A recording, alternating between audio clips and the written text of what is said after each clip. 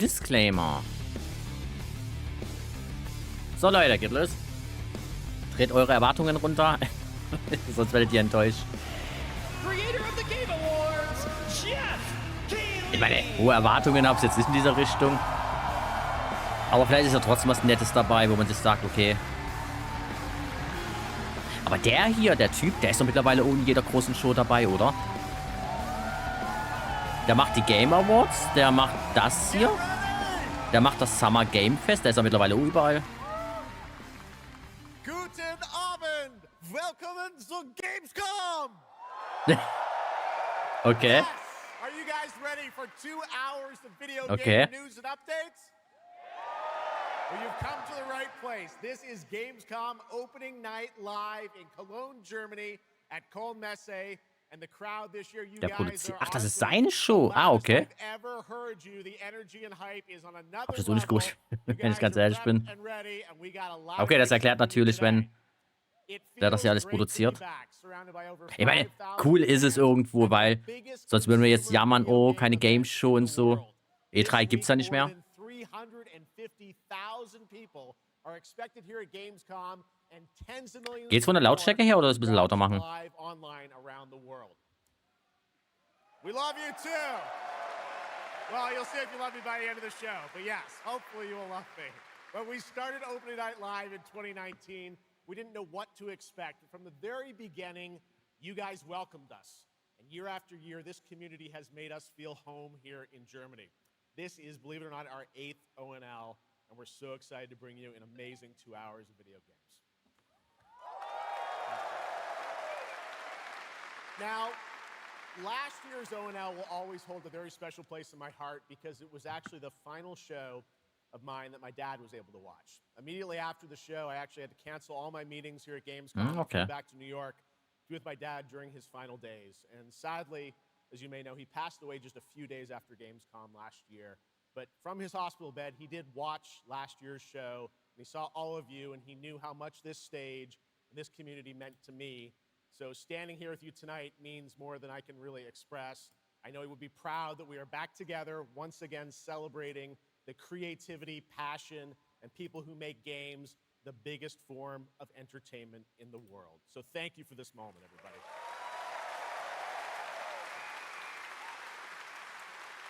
Tonight, I carry my dad's memory with me onto this stage. I am so grateful for all of you for welcoming me back, and Shocks as well, who will be out here in just a minute. It is no secret that video games and the video game industry is changing and evolving. On one level, that's exciting, but on another, it's kind of scary. It feels like there isn't a week we don't see headlines about layoffs or studio closures. And on top of that, the larger electronic storage and memory crisis means that acquiring game hardware is more expensive than it's ever been. But in spite of all that, developers around the world are pushing forward to build new games. Big teams, small indie teams, and teams all around the world. Tonight, you're going to see projects on stage from teams in places like France, Sweden, the UK, Italy, Canada, China, Japan, Korea, and more. So what can you expect on these screens behind me? Well, how about brand new information on Final Fantasy VII Revelation, introduced by game director Naoki Hamaguchi. Metro 2039 from 4A Games in the Ukraine. Rayman Legends Retold. The Xbox console exclusive Gears of War E-Day. Tides of Annihilation. The first ever in-game footage of Warlock Dungeons and Dragons from Wizards of the Coast. And yes, later in the show, we'll have the world premiere first details and in-game footage of a brand new expansion to 2015's Game of the Year winner, The Witcher 3. It's called Songs of the Past. And we also have a little fun in store for you as well, including the first ever musical performance of the music from Eugenics, the hit indie game about breeding cats earlier this year. So we got a lot of fun ahead, but let's start things off with a new game announcement no one is expecting tonight. From one of the world's most successful developers comes something completely different than its past titles. Please enjoy.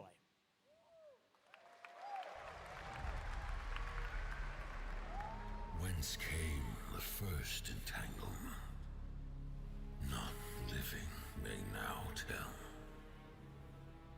In its way, the floodwaters spread, weaving calamity. Upon the silken paths, malice took root. 10 suns rose on high. And so, as spoken of old, the Ist es das, was ich denke? forth, yet spoke not Nee. cause of their coming. Was ist das? The waters Ich komme gerade nicht drauf. and all must rise anew. Still, the wounds Ich wollte gerade erst sagen, Elden Ring irgendwas oder von den Genshin machen. Okay. The walls held against the chaos, yet entraps she hung. Blot out the Pyro Hill once more, and you'd still not quench a millennium of hatred.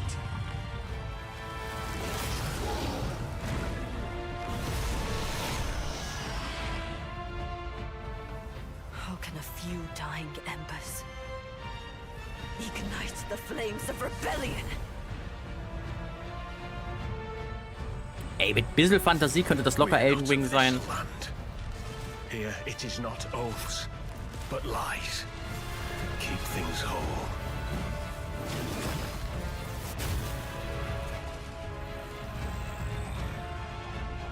Die sind unfähig.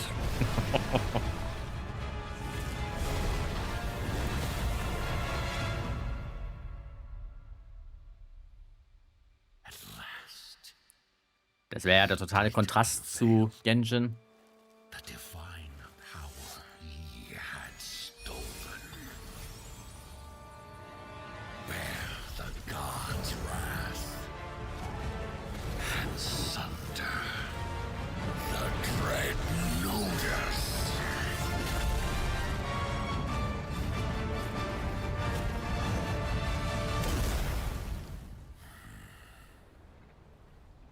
Came ye to reweave this wool, or seek ye some other end?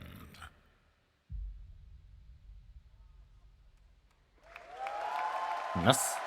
Modus. Oh. Pretty impressive. Okay. That was the announcement of Notice Fall from Hoyoverse, an original Sah jetzt nicht schlecht aus, aber so dieses which players Gacha take und on the so, role of a weaver and step into a world where das schreckt mich divine dann wieder ab, authority Mehr. has crumbled and order has collapsed. Players must stand as one to defeat mighty mythic beings using close coordination and sharp tactics. Looks very, very cool, and we're happy to kick off the show with that one. All right, we have a lot more to come. Now I'm very happy to welcome back a legend in the esports world, known for her work on League of Legends and Counter-Strike, and the winner of Best Esports Host at the Game Awards. Tonight, though, she's our co-host for ONL for the 3rd year in a row, and you know what? We couldn't imagine doing this show without her. Gamescom, will you please join me in giving a huge welcome to Shocks?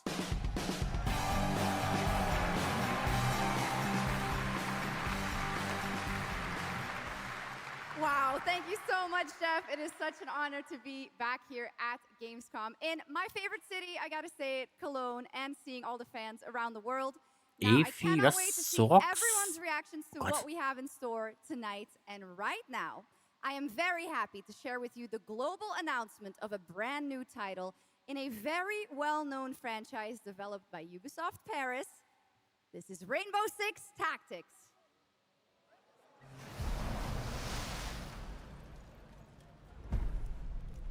Ah, nee, mit Rainbow Six kannst du mich so nicht abholen.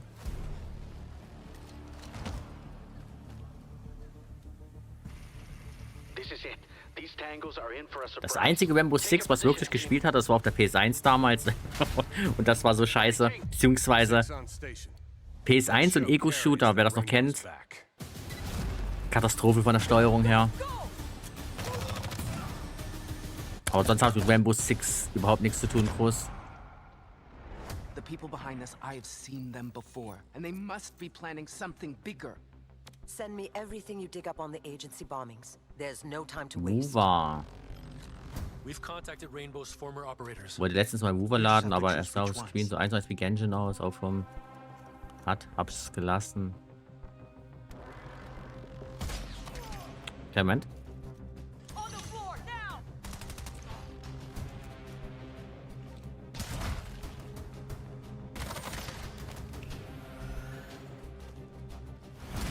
We've got active hostiles all around, team. Move fast and stick to cover. I'm seeing increased activity across all channels. Want us to put out more fires? We'll put out more fires. Moin Cats. Schön, dass du wieder eingeschaltet hast. Und ich hoffe mal, dir geht's gut.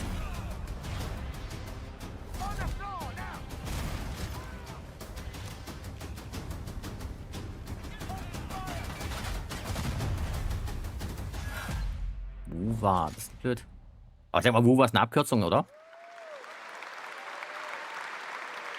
That was Rainbow Six Tactics, a new turn-based tactical single-player game set in the Rainbow Six universe. Now in Tactics, Ich habe mal Rainbow Six 3 auf der ersten Xbox gespielt, wo man seinen Teamkollegen Befehle mit dem Headset geben musste.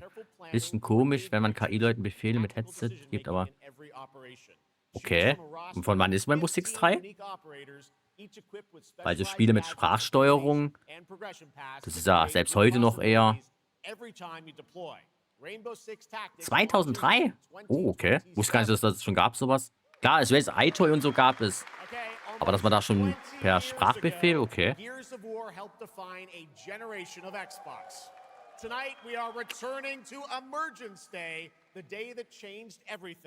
Also ich bin ja nun jetzt kein Gears of War Spieler.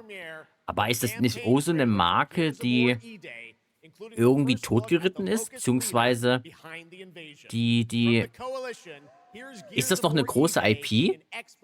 Gears of War? Ich weiß, früher auf der alten Xbox, ja. Da hieß es ja immer, kauf dir eine Xbox für Halo, für Gears oder für Forza. Aber ist Gears heute noch so ein Riesending?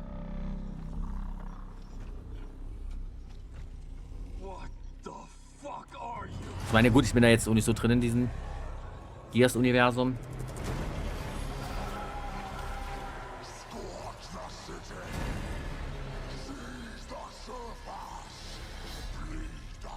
War das nicht vor allem das Spiel, was zuerst für die PlayStation kommen sollte, aber dann haben sie es doch wieder Xbox-exklusiv gemacht, weil halt viele geschrien haben, ja, nee, bringt keine Xbox-Spiele für PlayStation raus, sondern macht wieder Xbox-exklusiv. Da wurde, glaube ich, in der letzten Sekunde, glaube ich, irgendwie der Trailer umgeändert irgendwie, dass es doch Xbox-exklusiv sein soll.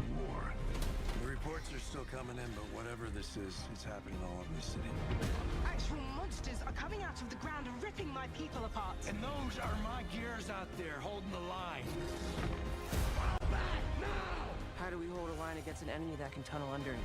Oh, shit! We're Gears. We fight. We still have our people. If we can save them, we save Cologne. Loss prepares us for what's ahead. People we love die. We're the ones that keep fighting. Das hat aber eher schlecht als recht funktioniert. Befehle mussten auf Englisch gegeben werden, zum Beispiel Move. Aber die haben das oft nicht verstanden. Besser ging es sogar, wenn man einfach Move gesagt hat. Okay.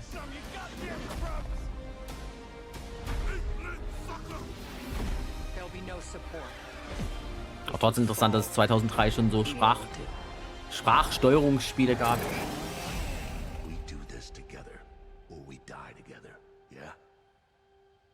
To the end.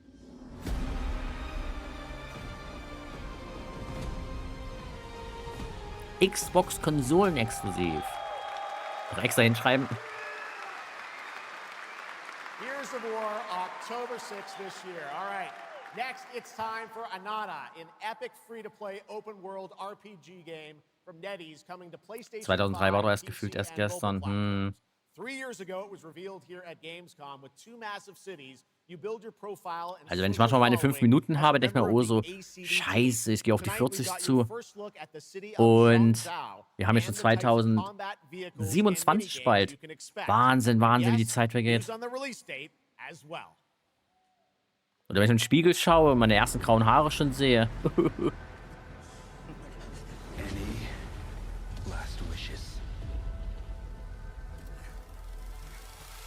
Still have a mortgage, haven't tracked down my old man yet, still gotta buy a ticket home.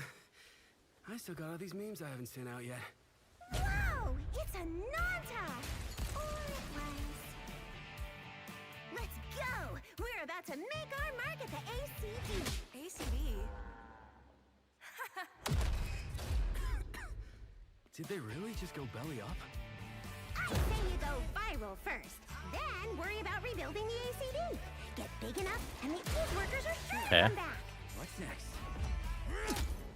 Meat Master! What, Master? Master, you're so awesome. Heat Master!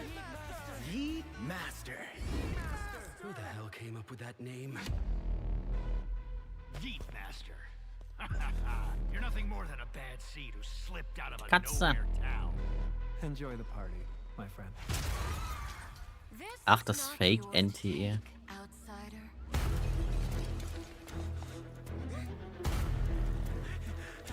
What's going on? Wenn ich sowas sehe, frage ich mich immer als erstes, ist das wieder so ein Free-to-Play-Gacha-Spiel oder ist das ein Vollpreisspiel? Aber ich denke mal, das wird ja wieder was Richtung Gacha sein, oder? Just you wait. Where am I? Where do you think? Wait, I'm back home. There won't be traffic at this hour, will there? Ich meine, schlecht sieht's nicht aus. Also ich kann jetzt nicht sagen, dass das hier irgendwie kacke aussieht. You've been reading too many Voll fantasy geklaut. What you seek is inside. Door spy? Only those who pass our trials may witness the Lingjing within. Can you take it? You bet. I've dragged entire subway. Okay then.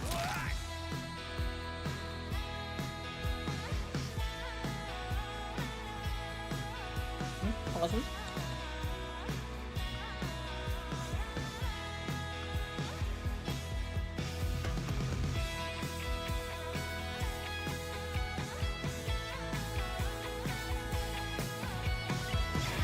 Na, Kairi? Schön, dass du eingeschaltet hast. Und, wie geht's dir? Alles gut?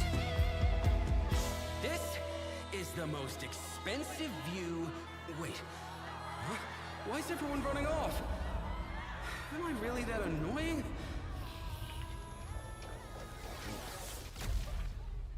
Free to play, 15. Januar. Awesome. There you have it. Ananta comes out on January 15th, 2027. Now, we have so much more Gamescom Opening Night Live coming your way, including a new look at Final Fantasy VII Revelation. But yeah, I know you're waiting for it. But for now, here is a new look at Silent Hill Townfall. Yeah, coming in just a month's time from Konami, Annapurna, and Screenburn in the UK. Let's go. Konami!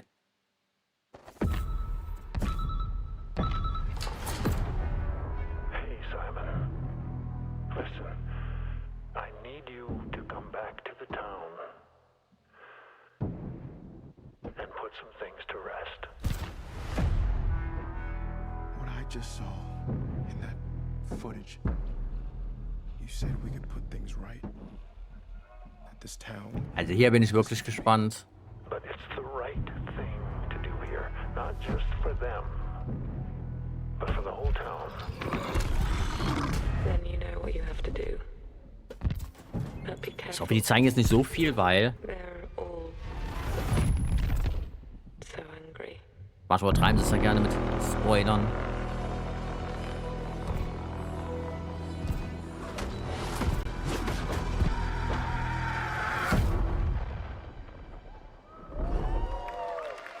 ...24. September.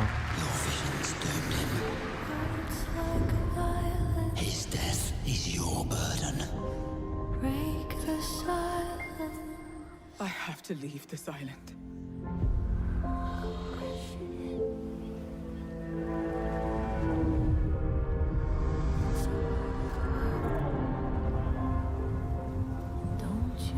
Und das hier ist ein Spin-off von diesem Rattenspiel, oder?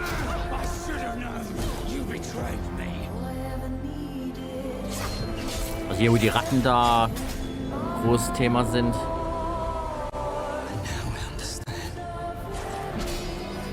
Na komm.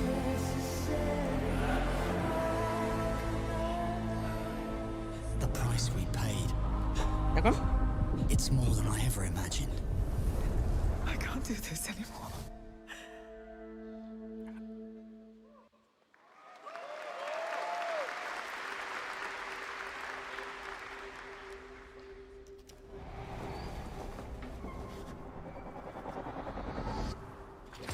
Na komm.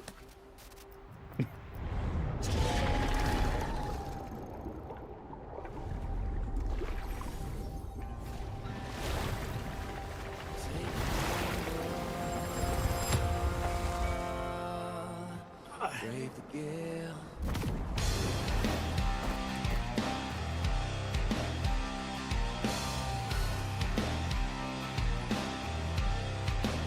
Well, my name is gone, but the waves will drive me on.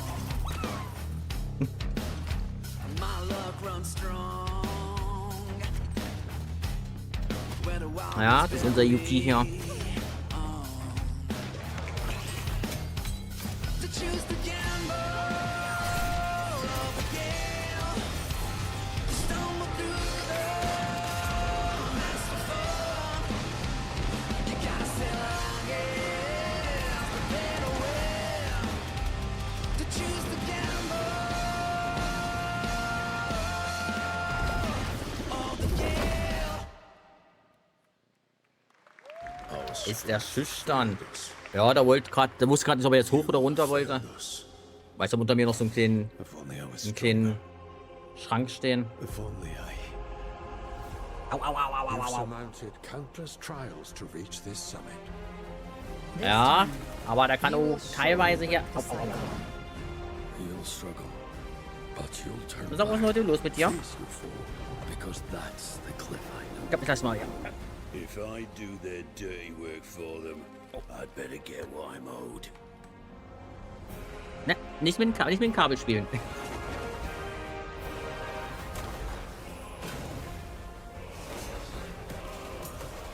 Even if the end is written, I will walk the full length of this path. Da spielt er mit dem Mikrofon. Ja, nee, der liebt es, wenn das Kabel baumelt. Und ja, da kriegt er seine 5 Minuten her. That was Crimson Desert, released nearly 6 months ago, and the developers at Pearl Abyss just keep adding more and more content, including new cutscenes and story modes. Aber der ist schnell gewachsen. Alright, next Der ist ja let's 4 step into the Monate world of alt Tides und of Annihilation, als wir den bekommen the haben, da war er upcoming gerade so fantasy-action-adventure etwas über game 3 by und Chinese Wahnsinn, studio Wahnsinn, wie schnell die Eclipse Glow wachsen. Games. Set in modern-day London and mythical Avalon, you play Gwendolyn, the lone survival of an otherworldly Ach, das ist das Spiel, worauf who can Dash, summon der spectral Dash-Effekt so forms lange of wartet. the Knights of the Round Table. Tonight we've got a brand new trailer which reveals the new voice of Gwendolyn, Angela Sant'Albano, who recently played. Hier haben sie ja das Grace Aussehen Astor von der in Heldin ein Resident bisschen Evil Requiem. geändert, was ich gesehen habe vor kurzem.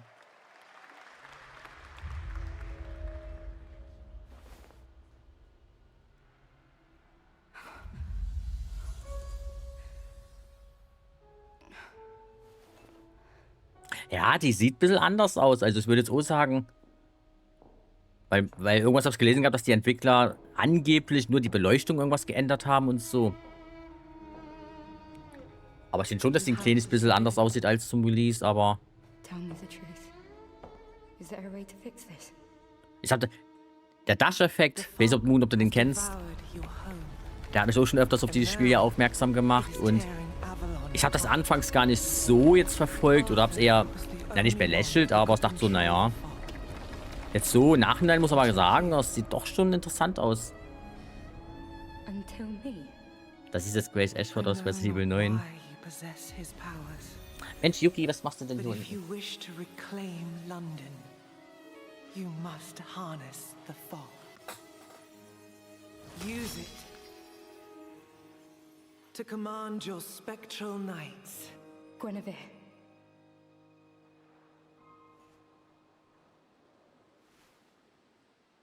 Teach me.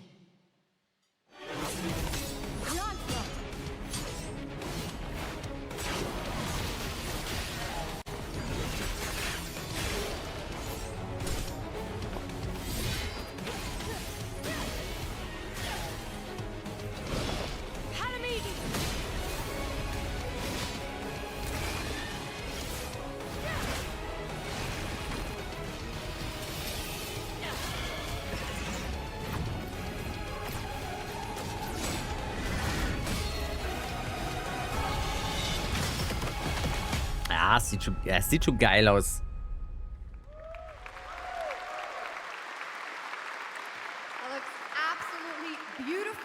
Wenn Katzen klein sind, machen die sau viel Unfug.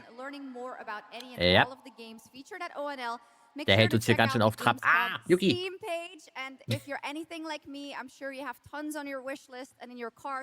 But a few more can't hurt, right? The Steam page is available now and being updated throughout the show as the titles are announced. Mach jetzt bloß nicht den PC aus, der rennt auf dem PC oben rum. Und da ist der Ausknopf. Nee, Yuki, lass das Kabel in Ruhe. Ach, dieser kleiner Frechdachs hier.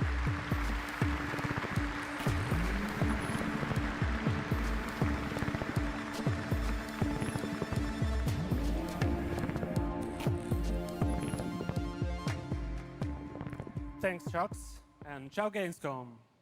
There is a question at the heart of Love Song.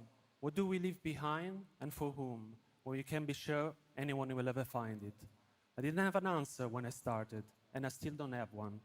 And I genuinely never expect to be here on this stage. So thank you, Jeff and Gamescom, for this incredible opportunity. Just being here already means more than I can put into words. Love Song will take you on a journey through the forgotten echoes of past humanities, where sound is the only language left. You will uncover traces of memory left in stone and sound, building a bridge between what was and what may still come. Here is Love Song. Weiter geht's ja. Ey. Sorry, für den Ausfall. Der sitzt jetzt genau vor meinem Bildschirm hier.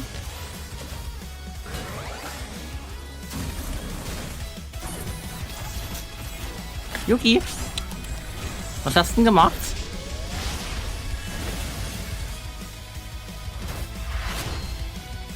Ja, ihr habt ja das Video auf dem Discord gesehen, hä? Wie der ja auch gerne den Monitor hier mit beobachtet. Mega Man.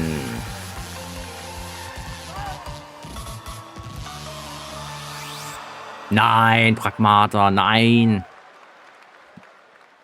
Freunde, das muss auch noch mal zu Ende spielen, Pragmata. All right, now let's talk about another legendary gaming hero, one without limbs, Rayman, who's celebrating his 30th anniversary this year. Rayman Legends Man kann ihn nicht böse sein. Nee. Es ist ein Kind, hä? Der wäre jetzt laut Menschenalter wäre der jetzt so um die 6, 7, 8 ungefähr. Also ein kleines Kindchen. There are 4 all-new musical stages, like MC Hammer's You Can't Touch This, and tonight we have your first look and listen to another musical stage. Come in.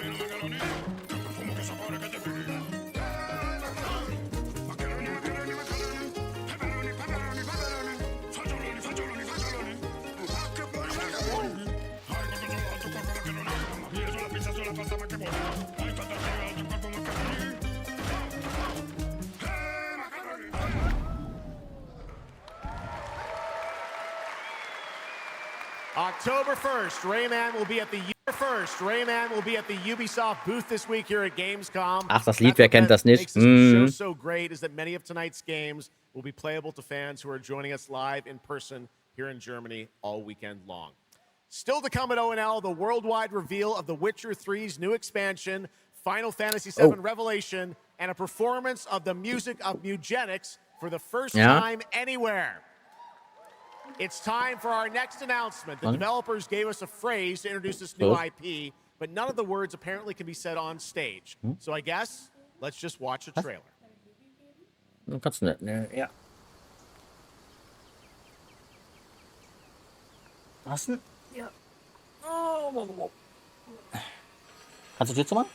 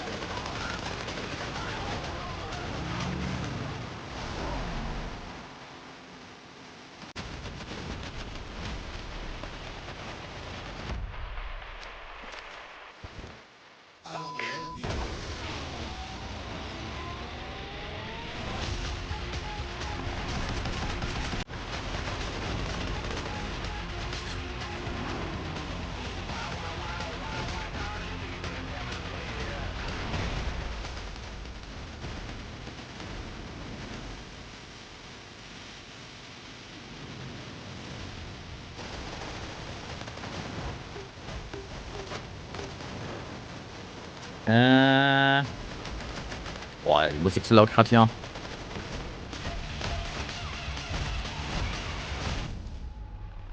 Ja, ich wollte auch eine orange Katze haben, beziehungsweise rot-orange, sag's jetzt mal. Das war so ein bisschen mein Wunsch. Explore breathtaking, strange. Trotzdem muss ich sagen, für 4 Monate, also wir haben hier teilweise Nächte hinter uns. Er hält einen ganz schön auf Trab teilweise, gerade wenn er nachts seine... Ja, wenn er nachts spielen will. Ja. You've changed. But that's okay. Once human, jump in today. Aber der hat schon einiges auf dem Gewissen hier. Gläser runtergeschmissen. Vom Kleen was kaputt gemacht und ach. Aber naja. Auch so eine Spielreihe hier, Control. Ich mag Remedy, aber mit Control wurde ich irgendwie nie so richtig warm.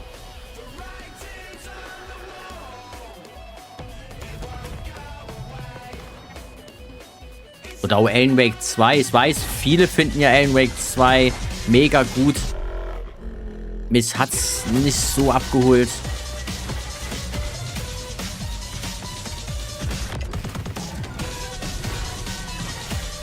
Auch wenn das hier natürlich nicht schlecht aussieht, um Gottes Willen.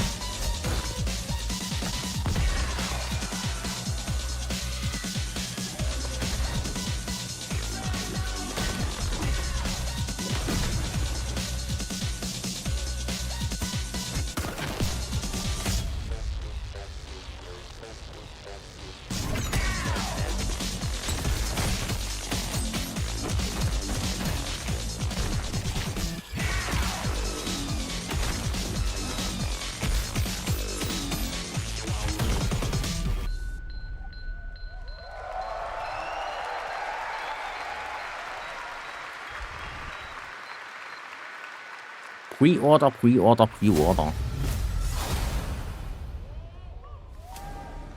There's a grain of truth to old legends. Your eyes. A brachia, 7 feet tall, fangs long as snakes. A winged beast. Can it be a demon from the depths of hell itself? Oh God. No, please, no. I gave you a blessing. I hope you enjoy my gift. None of us has any love for the Valkyrie. But this one, he's different. The sun didn't take him. Night after night. Day after day. I will strike him down. Your every move sends a ripple. Your every word echoes far. Your every step leads to crossroads. All that remains is for you to choose. Help me, please! I'm so sorry. No, no. Very well then. Let's begin. Ach, das hieß neulich erst, hat auf Konsolen keinen Modus, aber jetzt doch. Haben Sie die Woche aufgeregt? Okay. Welcome back, everybody, to Gamescom opening night live. Now, I'm a huge Game of Thrones fan, so I'm very happy to share. Das gehört auch verboten. Also Spiele mit 30 FPS, nur das darf es nicht mehr geben heute. Game of Thrones: War for Westeros from Australia's Playside Studios. The Iron Throne stands empty. The Stark, an honor. Come on, men. On his way. Try to defend yourself.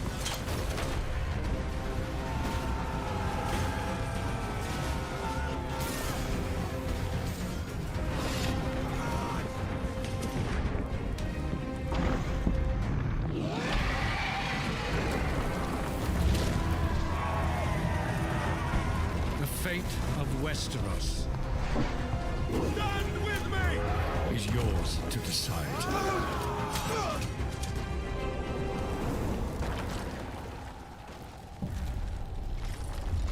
Oh, das war noch schön. Game of Thrones damals. Game of Thrones. War for Westeros. Yeah. How awesome did that dragon look? You know, I can't wait for this one. So with that now, it is time for a new game announcement from Airship Syndicate, makers of Darksiders Genesis. This is a new self-funded and published indie title where you escape from a failing orbital prison in this gritty sci-fi isometric action Das war thriller. Strategie gerade eben, ja. This is Dust Origins.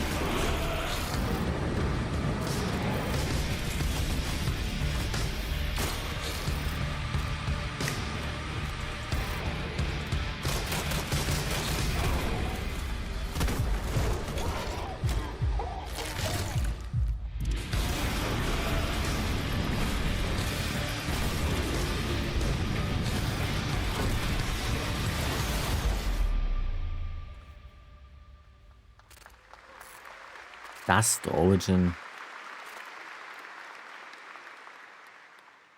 A new age begins, but the old shadows. Stromausfall? Searching for a pulse.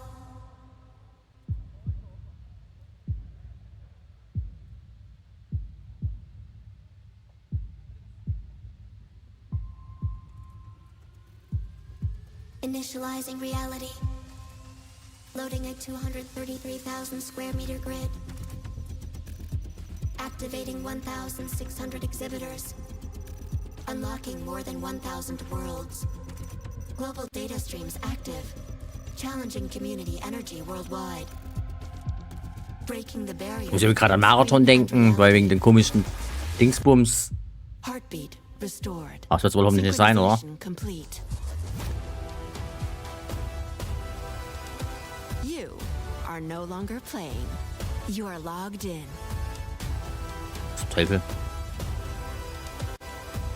Welcome to the heart of gaming. Welcome to Gamescom. Welcome indeed, that's right. Gamescom has officially started now. Let's go.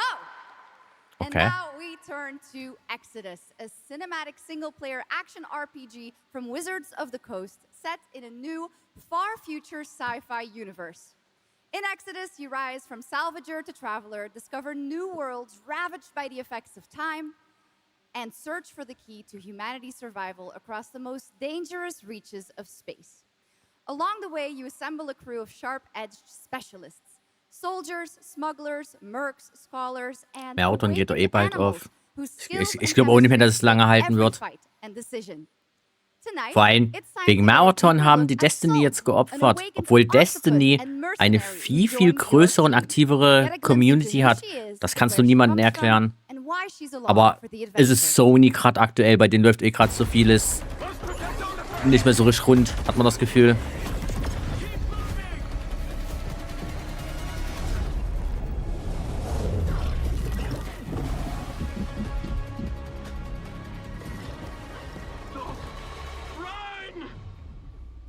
Ich habe eh nie verstanden, was Sony mit Bungie wollte. Also nichts gegen Bungie, hä?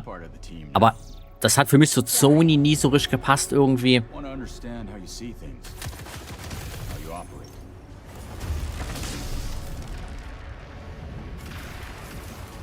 I hunt, you pay. This is agreed. Well, that answers that. But hey, we're getting to know each other.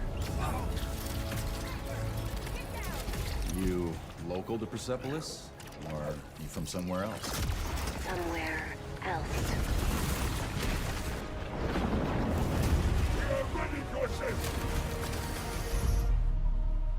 Salt. You have a most impressive reputation. We were surprised to hear that you accepted a permanent position with the human team. You fear me, envy, hate. I'm responsible for this world, and you put it in danger for your own selfish reasons. I will join, but I will be paid after, even if Leiden is in danger. You've been away for a long time. From your planet? From your people? I miss ocean, safety, home. Run, human! Ja, hat so Mass Effect Vibes, ja.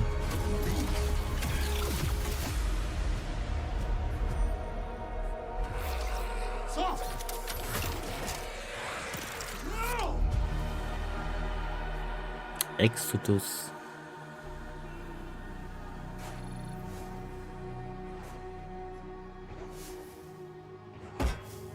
Time is our great enemy.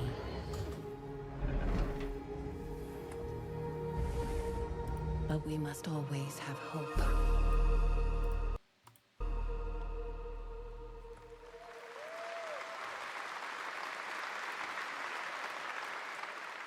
There we have it, the long-awaited release date for Exodus. It is coming in April, as you saw, of 2027. Now to give us an exclusive extended first Wenn mal ein gutes Remake von Mass Effect 1 rauskommt, dann gucke ich mir die Reihe nochmal an. Aber ansonsten ist Mass Effect bei mir, nee. Award-winning star of Resident Evil Village, the incredible Maggie Robertson.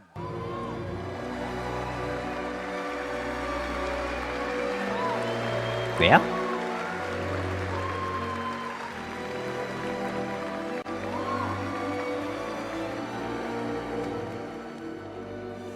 Thank you, Jeff, and good evening, everyone. I am so excited to be here.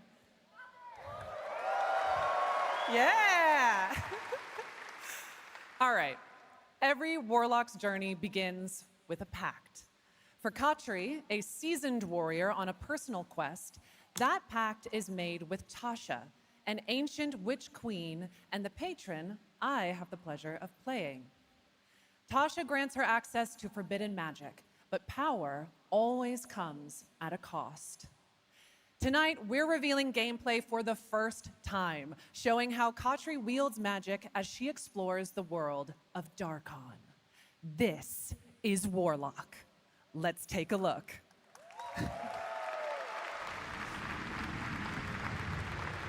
Ever deepest desires come true. Not the one that matters. Can you not do more?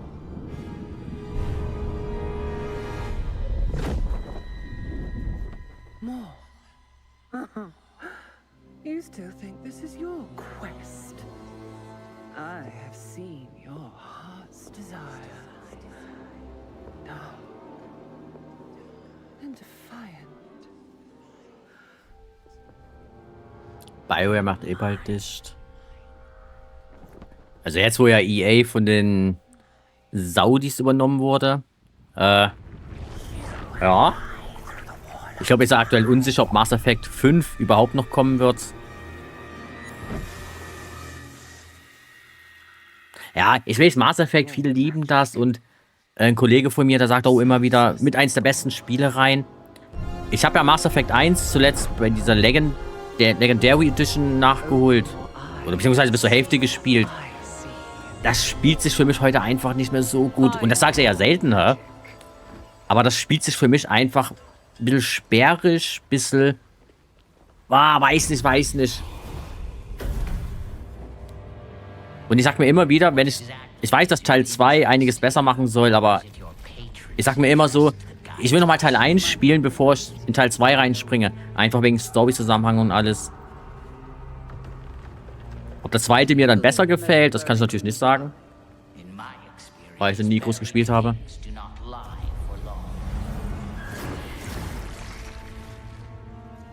EA, elektronische Abzocker.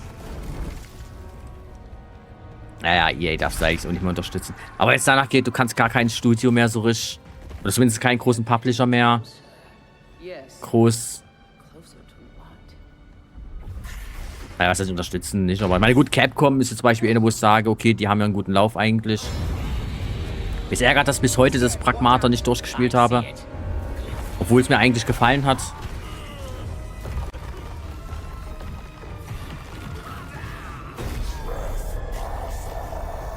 Das sieht gar nicht mal so schlecht aus, ja.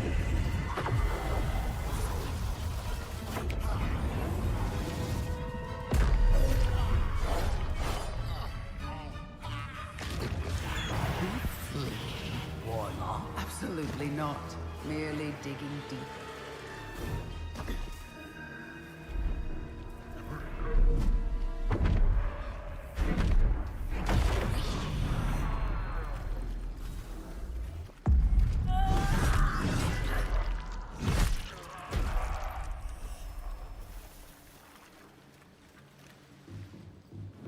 You're getting closer, Warlock.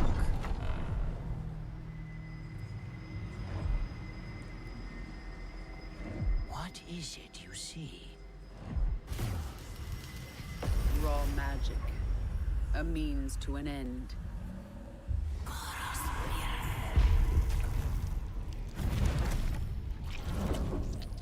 Ey, aber mal ohne Quatsch jetzt, hä? Ich weiß jetzt nicht gerade, was das für eine Engine ist, auf was das Spiel jetzt hier gerade läuft. Aber das ist mir neuerdings auch so ein bisschen aufgefallen, dass viele neue Spiele heute, gerade wenn es Unreal 5 Spiele sind, von der Engine her, ey, ich will nicht meckern und so, aber wenn ich die grafisch sehe, dann sehe ich zwar, ja, es sieht grafisch gut aus, aber gleichzeitig langweilt mich das auch. Weil ich das Gefühl habe, jedes Spiel sieht mittlerweile so ein bisschen, ich will nicht sagen gleich aus, aber ich habe trotzdem das Gefühl, es sieht gleich aus. Auch wenn es ein bisschen doppelt gemoppelt klingt. Aber ich weiß nicht, wenn ich das Spiel jetzt hier sehe, das sieht grafisch aus wie die 10 anderen Spiele, die wir schon davor hatten, gefühlt.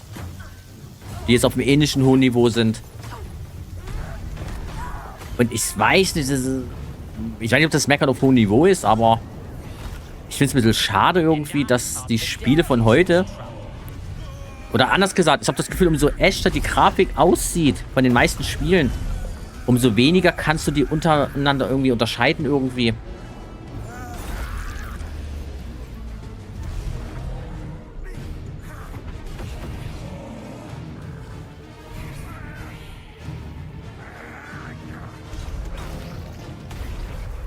Aber warum feiern das dann so viele immer? Das verstehe ich nicht. Beziehungsweise habe ich immer das Gefühl, dass, klar, grafisch sieht es gut aus, keine Frage. Auch wenn das jetzt hier vielleicht kein Paradebeispiel ist. Aber es ist so, weiß nicht. Wenn ich weiß, dass ein Spiel angekündigt wird, was die Unreal 5 Engine ist, da kriege ich schon meistens bei mir so Nackenhaare, sag's jetzt mal. Gerade weil die auf den PC so, naja, nicht wirklich gut läuft.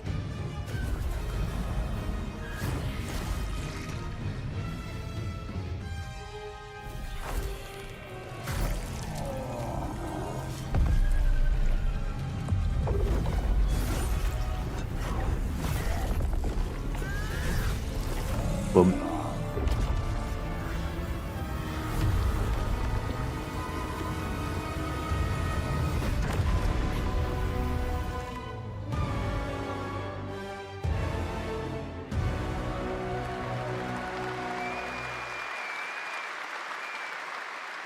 That was absolutely amazing. Wow. And now it is time for the announcement of a brand new game inspired by 1001 Arabian Nights, with flying carpets, colossal bosses, and more. It comes from the new NBC Game Studio, which is debuting this game on the Gamescom show floor. Here's 1001 Threads of Mizan. Come close, and I will tell you a tale of 2 worlds at war. Set ablaze by a smokeless flame, and fueled by those called to fight.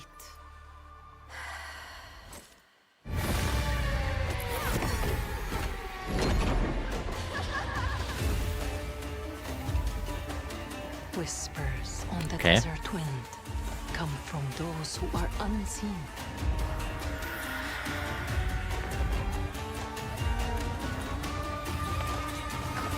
The Jinn.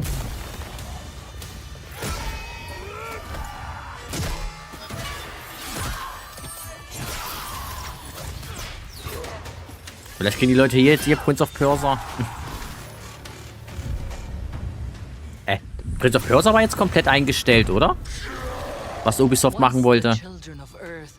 Oder haben sie das Projekt neu gestartet gehabt? Nee, ja. Until betrayal split their worlds apart. Now the veil is thinning. Two worlds collide as they wage a war of vengeance. Ja, leider. Schon gehört, Erik? Kingdom Hearts 4 soll laut Nomura 2027 erscheinen. Und Hayden hier ist gestorben. Die Kai auf... To avoid destruction, Moment. we have but one hope. So listen, heed my words. This story begins with you. Also ist mir das Schauspielerin? Ja, das habe ich so mitbekommen. Ich muss gestehen, ich wusste nicht, wer das genau ist. Ich habe das nur mitbekommen und habe dann ein bisschen gelesen. Die hat ja auch, glaube ich, auch Until Dawn mitgespielt. Das ist natürlich tragisch auf jeden Fall. Aber Kingdom Hearts 27 schon? Oh, okay. 27? Das ist ja schon nächstes Jahr. Okay. Das glaube ich erst, wenn ich das Spiel auf meiner Festplatte habe. Wobei, ich werde es mir jetzt eher wahrscheinlich nicht kaufen. Ich habe bis heute kein Kingdom Hearts 3 gespielt. Aber ich kann mir vorstellen, dass die Aiko das spielen will.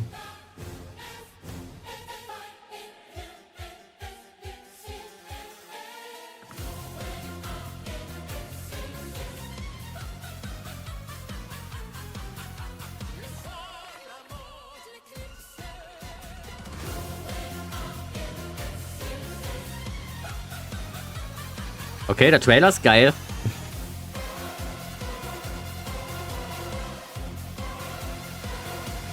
Das war cool gemacht mit der Musik. Any leads? It's just as you surmised. The final clue is in that cursed place. If greed comes at a cost, Okay. what price would you pay to bring Okay. someone you love?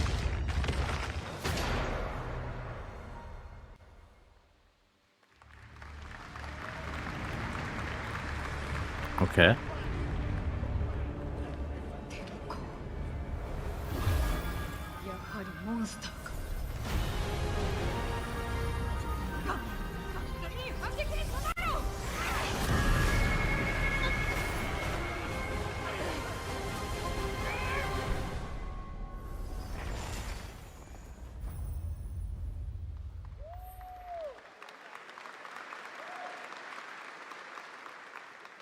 All right, welcome back to ONL, and next we're turning to the legendary Metro series and a very special developer, 4A Games, based in Ukraine. Game developers have to build games in all sorts of conditions, but for 4A, the development of 2039 has truly been a challenge to build art in the midst of a real Ach, dieses war. Fake-Genshin. Tell us more about their incredible story and journey of perseverance to create Metro 2039. Please join me in welcoming to the ONL stage John Block and Pavel Umer from 4A Games. Metro.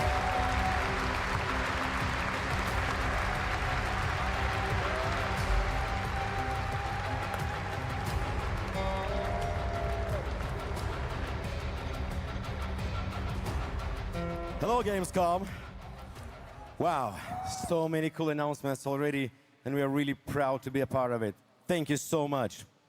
I'm John Block, executive producer for Metro 2039. And I'm Pavel Ulmer, co-creative director and audio lead. Tonight, we are revealing our brand new gameplay trailer for Metro Ich muss sagen, von Metro habe ich nur den ersten Teil gespielt. War nicht schlecht. Ich wollte immer den zweiten Teil spielen, The Last Night, oder das heißt. Hab's dann aber auch irgendwie nie nachgeholt. We have built a story about its consequences and what it takes to survive. the cost of silence, the horror of tyranny, and the price of freedom. Of course, as always, Die Bücher sollen ja ganz gut sein angeblich. tunnels, devastated ruins. But Metro to us is about people. What they protect, Aber what they sacrifice. bin kein and what Buchleser. remains of them when the world takes almost everything away. Creating a game this dark requires a lot of passion, discipline, and a development team that has had to become accustomed to Und es working scheint bald eine without Serie peace bald or auf Disney regularity. Plus zu There's Kingdom enormous Hearts. care for this universe and the people who believe Das hab's am Rande auch mitbekommen mit der part of Serie. this is our own in-house 4A engine, built to fully realize the oppressive world you're about to step into. We built this game for those who have traveled through Metro before, and for those who are about to enter it for the first time. There's a lot to explore. Your support and love for this world has stayed with us through every stage of development, which was pretty rough, trust me. We cannot wait to share more tonight. And if you're lucky enough to be here at Gamescom, you can go hands-on with Metro 2039 at our booth and take a closer look on a fully wearable replica Spartan helmet that will be included in our collector's edition. Thank you.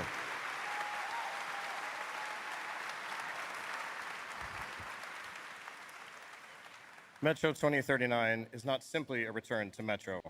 It is a darker, more ambitious, and deeply personal journey. One that will challenge what you know Habt about ihr Metro yourself gespielt? and what you're prepared to become in order to survive. So, the tunnels are waiting. The surface is calling. And tonight, we're ready to show you a bit what comes next. Welcome to Metro 2039. Slava Ukraini!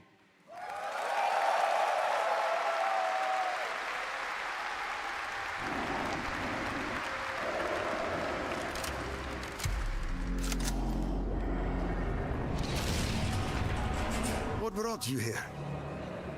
I'm looking for someone. I need information. Then you've come to the wrong place. The Nova Reich spread across the station like a damn plague. So this is Hunter's bright future.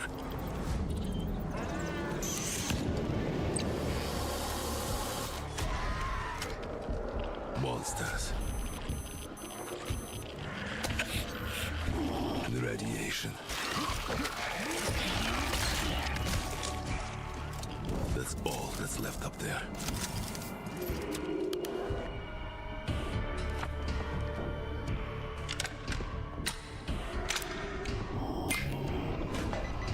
But this...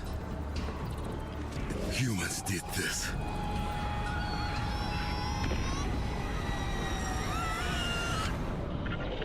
This is Hunter, the leader of the Novo Reich. The enemy must be destroyed. The Spartans were wolves in helmets. Exodus. Hier Open World ging mir nur auf den Sack. Oh ja, es gibt auch bei vielen Spielen so mittlerweile. Es gibt Ausnahmen, also auf The Witcher 4 zum Beispiel freue ich mich sehr, trotz Open World. Aber vieles andere ist mir, wo ich einfach so heute denke, muss nicht sein, muss nicht sein. I'm looking for someone. Where is she?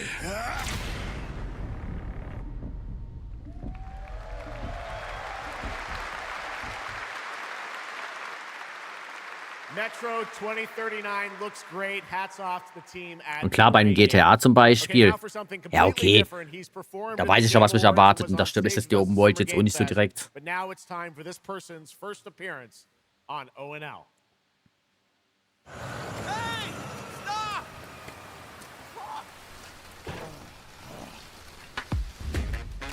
Tired of sneaking around just to feel good? Tired of this damn lighter? Of this rain? Of this life? Eat a more sizzle. More sizzle, less hassle, more high. Okay, cut! Thank you, Cyrus. That's perfect. Well done. Wer ist das? Ist das der Snoop Dogg, wie der heißt? Cyrus Kane, the big dog, as it were. An entrepreneur and eccentric known for his diverse business ventures.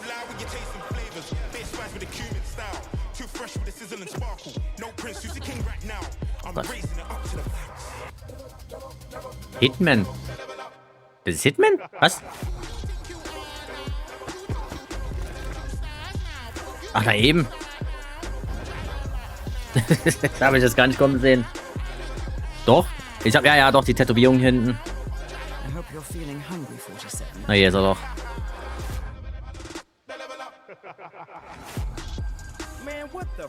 Oh, ich finde solche Crossovers immer schlimm. Ich will nicht mal rum, aber Snoop Dogg. Okay. The Dogfather now coming to Hitman. Next up, the sky Der Trailer gab's doch schon mal, oder? Gute Frage. Ion, a new PC MMO built around aerial combat on a massive scale. It launches October 5th this year.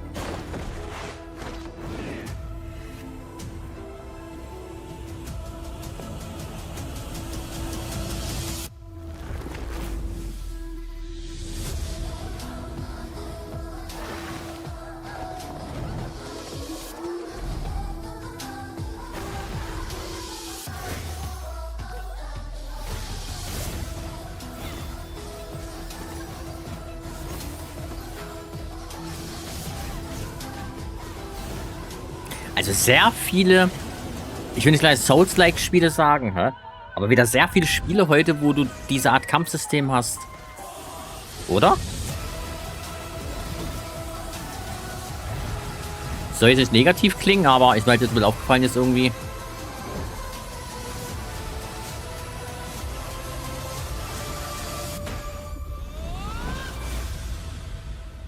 Ion.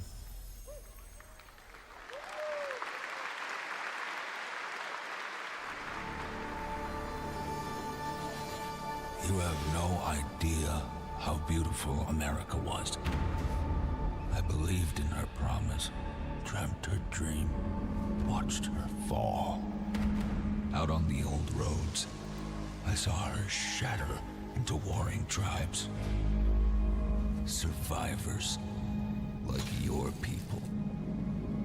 I know your kind. You think you'll survive and adapt. Reclaim the land. Rediscover the lost technology of the old world. Reunite her people through alliances, through faith. But when words fail, might becomes the law.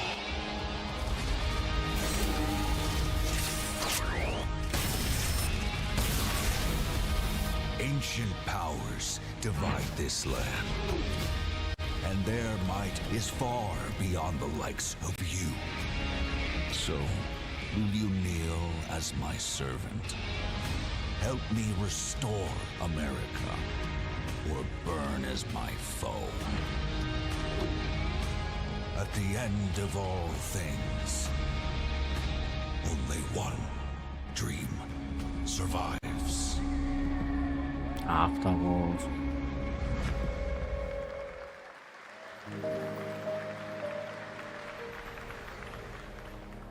Oh.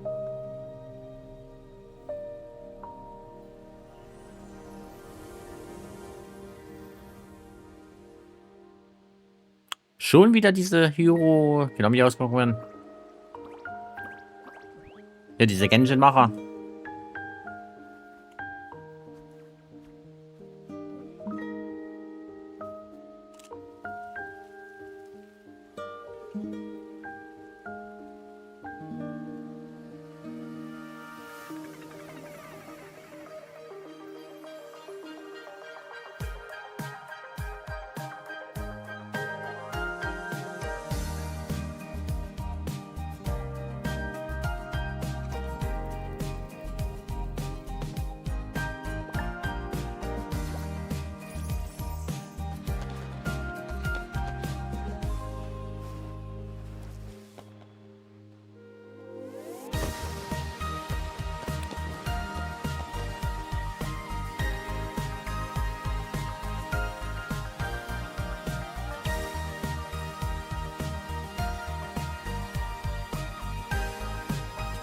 Soll das sowas wie Animal Crossing sein, wie das heißt? Was? That was Petit Planet, a cozy galactic life simulation game from Ach, cozy, Here, life cozy. unfolds at your own pace. Farm the land, Vor allzu langer Zeit wusste ich aber, was dieses Wort cozy schon öfters gehört hatte. Was ist denn das? Naja, chilliges Gameplay. Cozy Game. Of course. Players can pre-register now on the game's official website. Plus, the final beta test will be coming soon. Awesome. Yes. But now, we are very excited to have a special musical performance at ONL. Earlier this year, Edmund McMillan and Tyler Glale's cat breed simulation game, Mugenics, got rave reviews for its gameplay and dark comedy style, and yes, its music.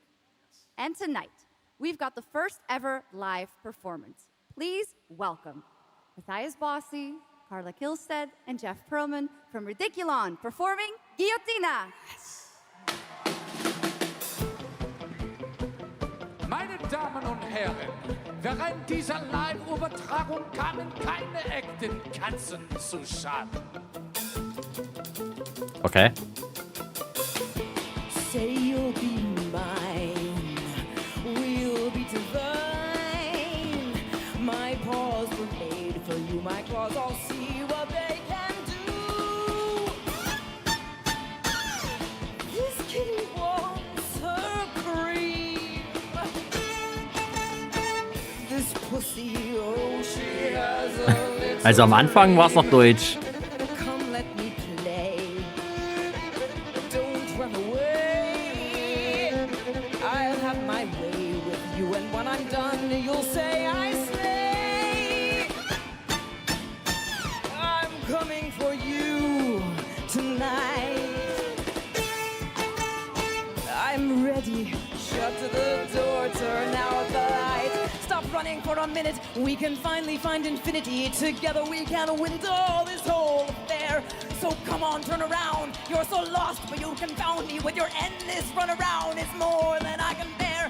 You run, but in the end, I think you like this little game of hide and seek. But when I find you, you won't even know your name.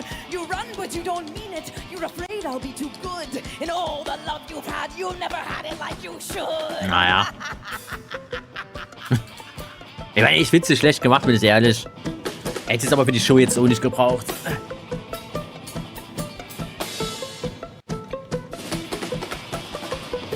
Say you'll be mine, we'll be divine.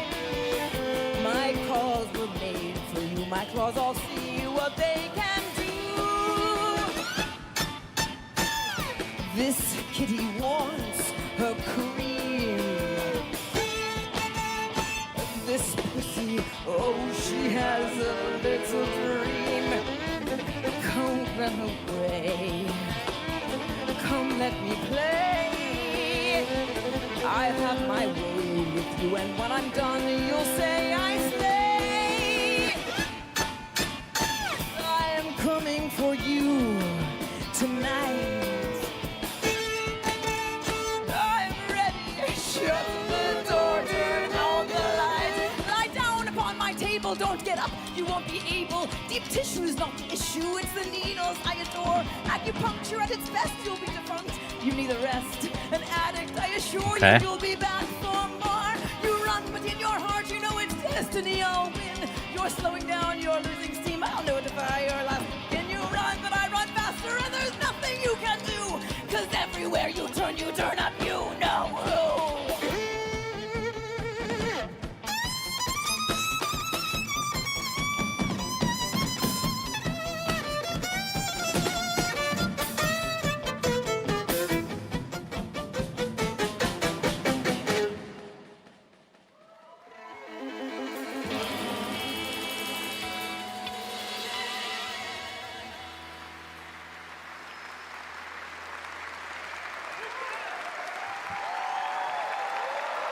Give it up for these guys.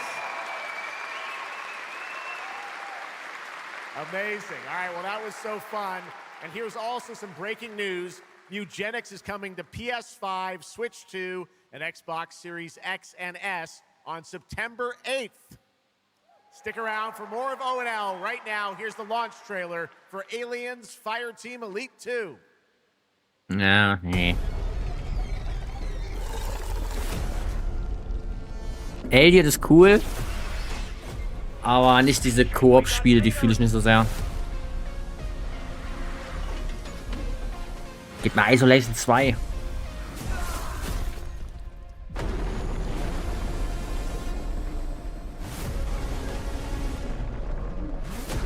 Auch wenn ich bei Isolation 2, ja, ich sage immer, ich bin skeptisch und so.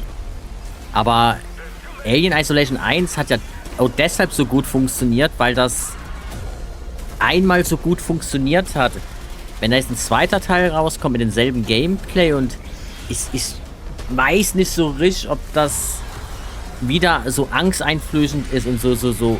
Ich meine, ich habe bei Alien Isolation wirklich ich war angespannt, als ich das Spiel gespielt habe. Wenn ich es heute jetzt spielen würde, wäre es natürlich nicht mehr so extrem, weil ich kenne es ja schon. Aber ich weiß nicht, ob Alien Isolation 2, ob es so ein bisschen, je nachdem, welche Richtung das Spiel geht. Amsterdam, hä? Wie das heißt. Ja, mal gucken auf jeden Fall. Davon hatte ich, glaube ich, die Demo gespielt gehabt vor kurzem.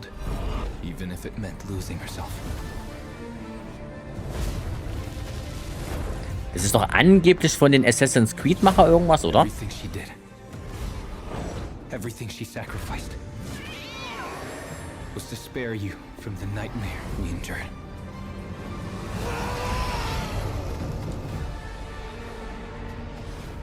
A force emanated from her, like nothing I'd seen before. Beautiful and terrifying. My greatest ally, and the start of something far worse. アメリカは単なる場所じゃない夢だ。バーボンによって午前4時を回っても覚めない夢。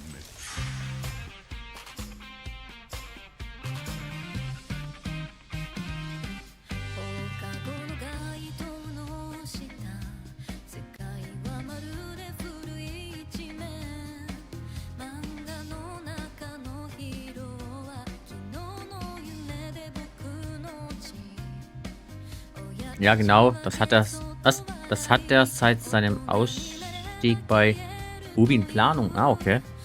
Ja, irgendwas habe ich auch am Rande so mitbekommen.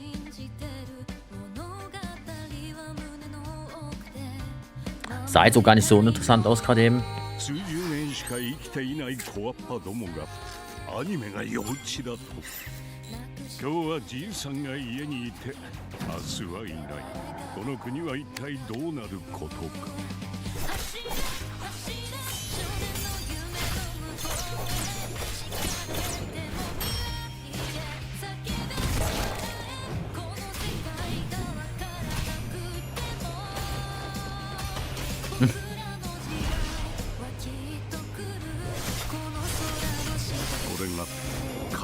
Okay.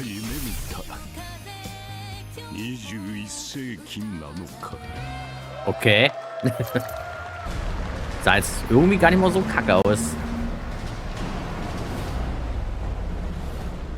Road Kings. Ach, ist es das hier, dieses LKW-Spiel, was es mal früher gab? Ich glaube, oder? Ne, wobei es ist anders.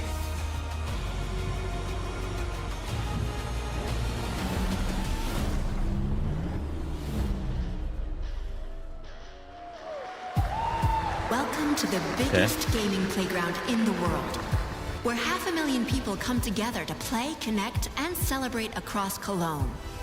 1,600 exhibitors. The biggest names in the gaming industry, bringing countless games for you to explore and dominate. Get set for Gamescom's unique indie area, where you're in control of the most creative and unique projects from more than 400 indie studios. And if that's not enough, don't miss Gamescom Awesome Indie Show, our show produced by IGN featuring the hottest new titles from the indie universe. Or become the hero yourself and step into the Gamescom cosplay contest, bringing cosplayers and fans together from around the globe for an unforgettable community experience. Can't make it to Gamescom in person? Visit our website, gamescom.global, and experience all program highlights via our content hub, Gamescom Now. The experts at IGN are gearing up to bring you full days of live streams straight to Twitch and YouTube. Oh, hey, Epi. Crashing the party? Jump into Gamescom Epics on our website and claim your loot. Next up, Gamescom Cares. Our initiative for a safer, more sustainable, and inclusive Gamescom. Speaking of inclusive, the Gamescom City Festival is taking over the city with live music for free and all kinds of fun. Gamescom is more than a single event, it's a global family. With Gamescom Dev, Gamescom LAN, Gamescom Asia, and Gamescom LATAM, we're unlocking dynamic experiences and connecting gamers worldwide. Welcome to the...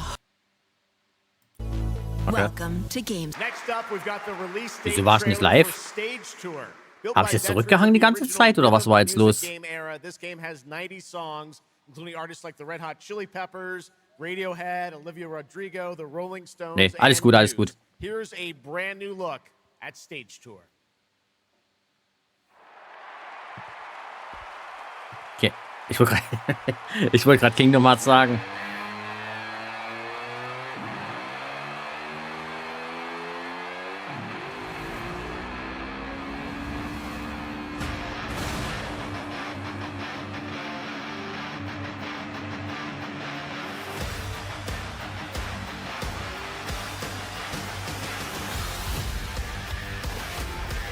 Ach, ist das hier... Wie heißt das hier? Das Gitarrenspiel?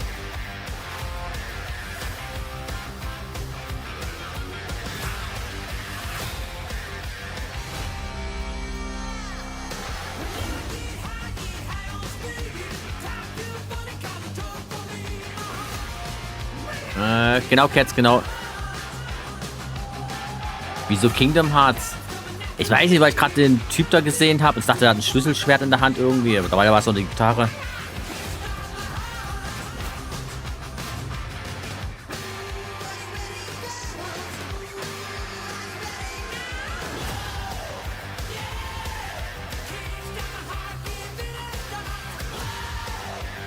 Wie ist eigentlich das eine Spiel, was du gerade spielst, Kairi? Da dieses, was auch so ähnlich wie Kingdom Hearts ist. Ich habe gerade den Namen vergessen. Was du ja vor kurzem nur noch hier im Stream erwähnt hattest. Was heißt vor kurzem? Ist ja auch schon eine Weile her. Stage Tour.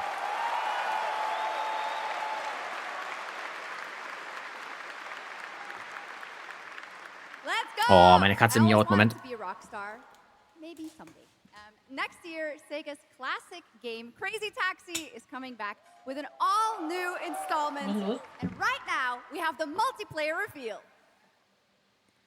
Oh mein Gott.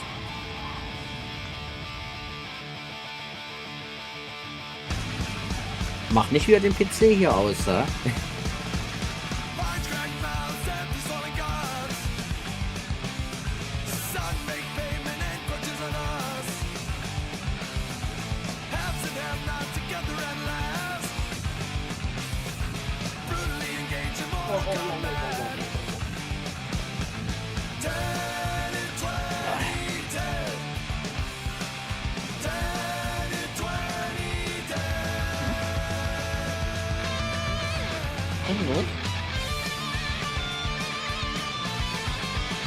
Sag mal die Kopfhörer nicht auf.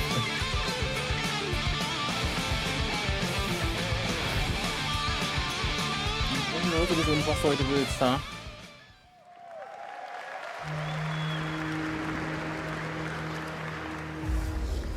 The Xenia continue to wage war against the human race. Our only hope, the Order of the Turok. Mystical guardians armed with enhanced abilities. The war has moved to the Lost Lands, a site genau, of das ancient fällt. ruins and creeping danger. The Xenia yearns to unlock the secrets of these savage worlds to unleash the means of humanity's destruction. Das ist doch hier dieses Turok, oder? By by warriors who will not flinch in the face of the Xenia menace. You are such a warrior. Relentless, fearless. You will give no quarter to your enemy.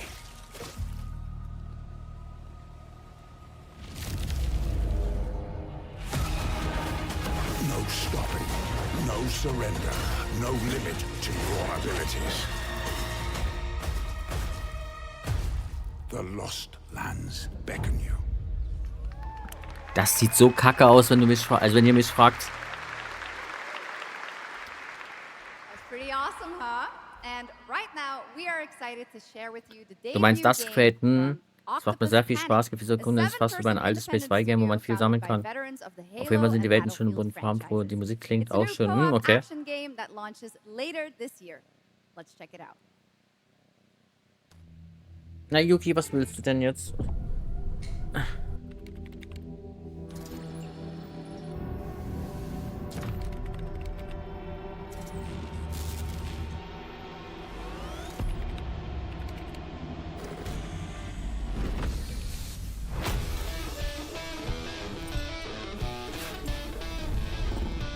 Okay. All right, Grab Hounds, welcome to the other side of the galaxy. Welcome to your first shift. All right, let's get this done. Remember, every resource gets us one step closer to home. New research options just opened up. Some might even help.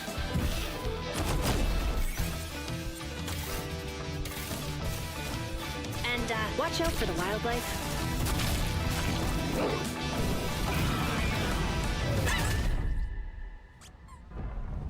Try not to die.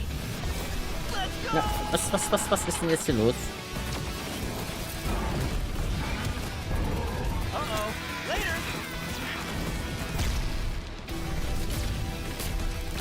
Okay, this is becoming a problem. You gotta be kidding me.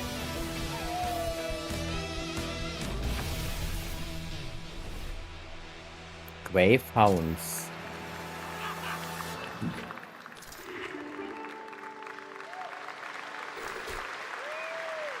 Woof! Did I just bark at ONL? Yes, I did. That looks awesome! And this next title we're about to see comes from a studio known for creating world-class Ah, da schlägt ja city teilweise building mein and Arm ein management hier. games. With this one, they're bringing that expertise and passion into an entirely new setting, inviting players to build a city where everything just clicks.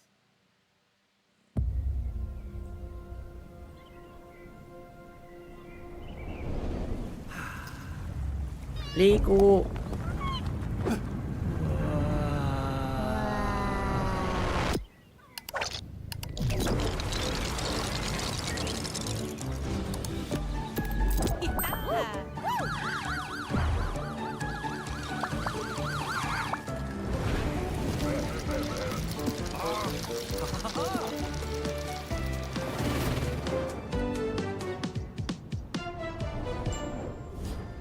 Nein, ich habe noch gerade so überlegt, wird das Skylines oder SimCity irgendwas sein?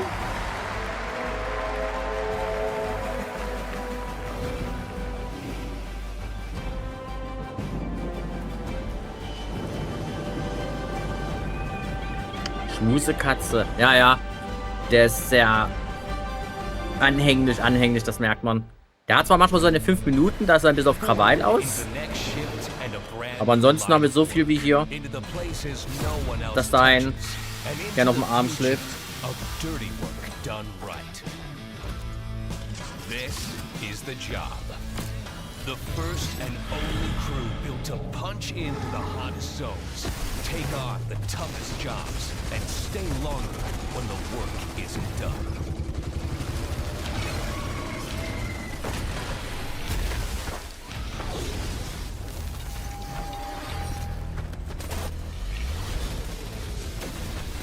Built with the firepower to clean up the alien mess, and the grit to see the job through to the end of the shift. They'll keep the lights on for one more day.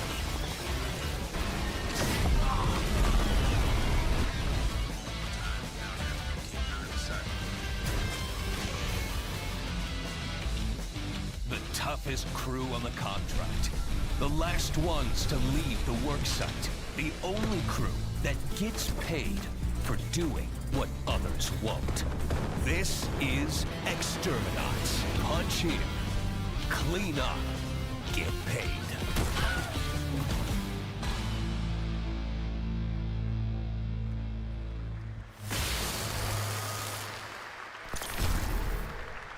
Okay.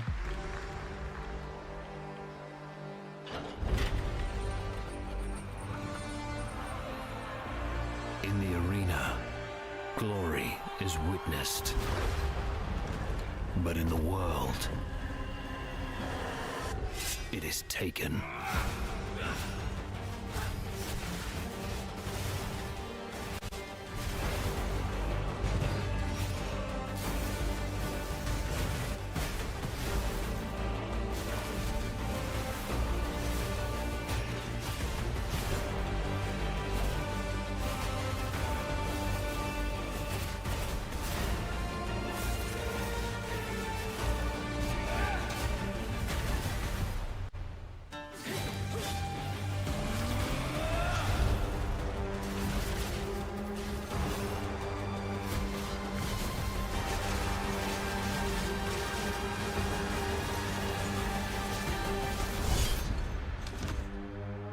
Diablo 5.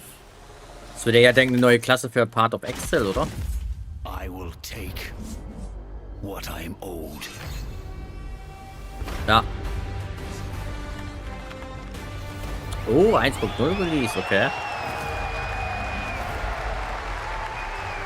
Hat auch ganz schön auf sich warten lassen.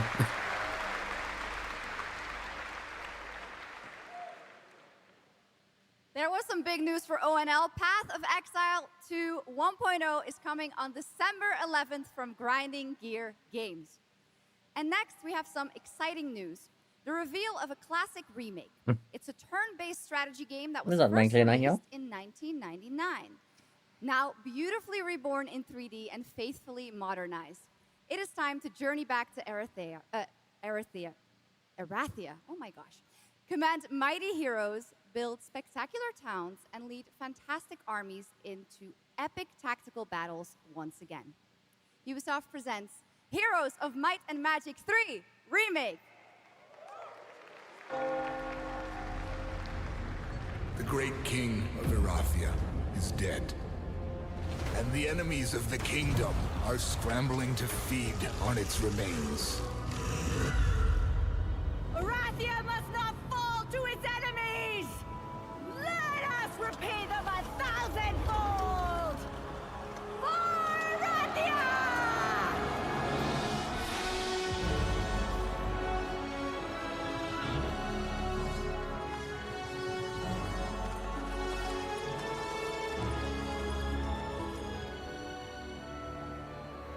Ach, Part of Excel, das Game, wofür man studiert haben muss. Also beim ersten Teil auf jeden Fall, beim zweiten habe ich keine Ahnung. Ich habe es nochmal kurz gespielt gehabt. Aber allgemein ist das viel komplexer als Diablo. Diablo ist perfekt für Einsteiger und ja, da kannst du nicht so viel falsch machen. Gerade Diablo 4 ist da in der Hinsicht auch sehr einsteigerfreundlich. Aber wenn du bei Part of Excel, wenn du dich dafür skillen tust, im ersten Teil zumindest, ja, das war's dann natürlich. Und ja, da musst du sehr viel... Ja, es hat viele Freiheiten, aber da musst du, wie gesagt, schon wirklich studiert haben teilweise. Also nichts für, wo ich jetzt sage, wenn du es mal ganz kurz spielen willst, für zwischendurch irgendwie, da kommst du nicht weit. Erathia cannot escape its fate.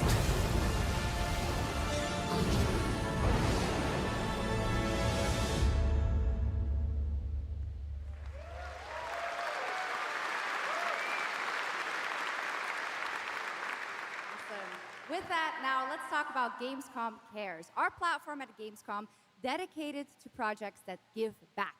This year, we're putting the following topic in the spotlight: the unique power of the games community to be a force for good and drive real change. Please join me in welcoming a special guest who knows this firsthand, co-owner and business director, Ashley Farkas of Games Done Quick.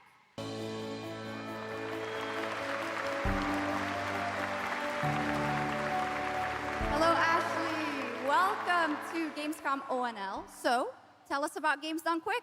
Yeah, thanks, Shocks. So, Games Done Quick is all about playing games as fast as possible for a good cause.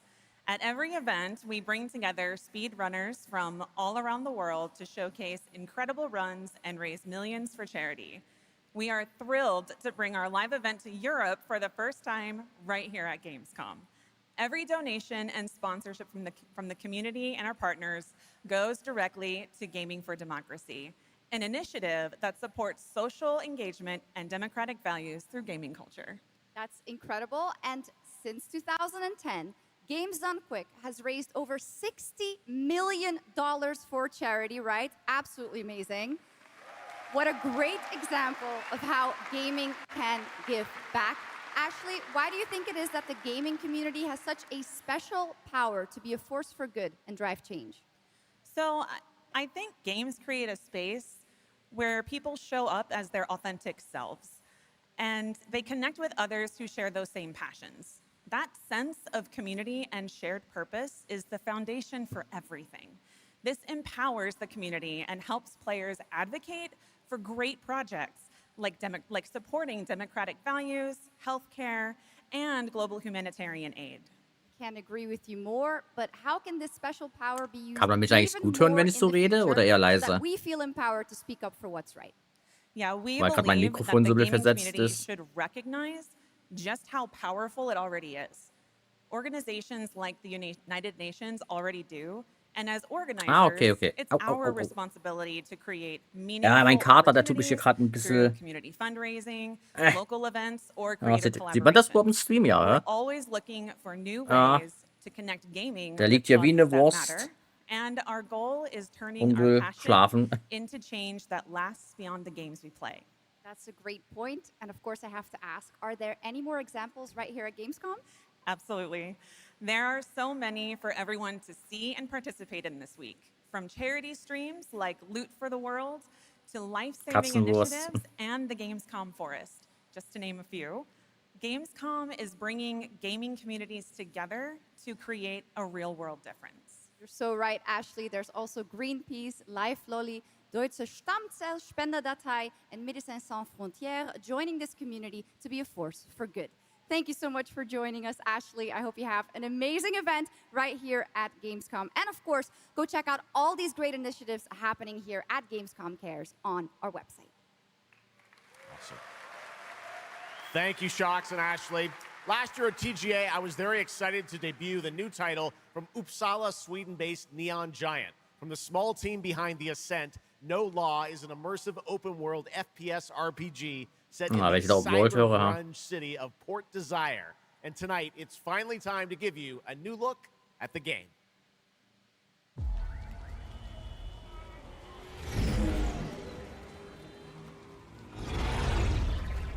You hear about this Gardner guy going after the mayors?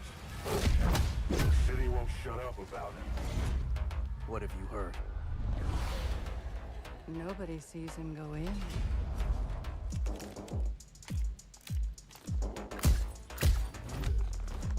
Nobody sees him come out. Good with his hands. Ist das hier dieses Neo-Berlin, oder wie das heißt? Dynamite with vacuum cleaners. Ich hab das gerade ganz richtig gehört am Anfang.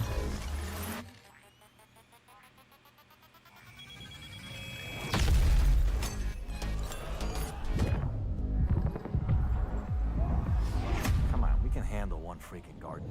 He's a ghost. Bulldozer. Sieht aber auch sehr Cyberpunk-mäßig aus, ja. Tactician. Artist.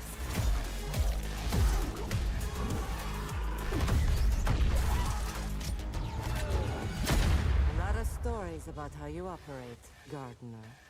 Are they all true? Lolov. Okay.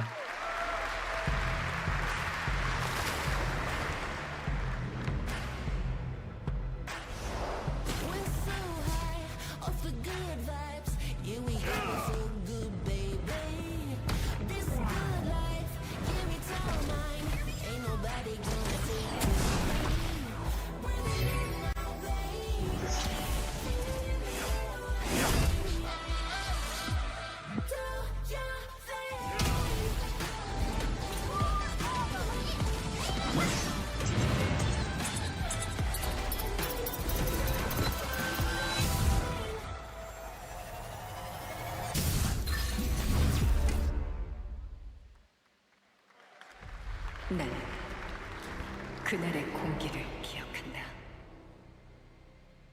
세계의 운명이 뒤바뀐 그날을.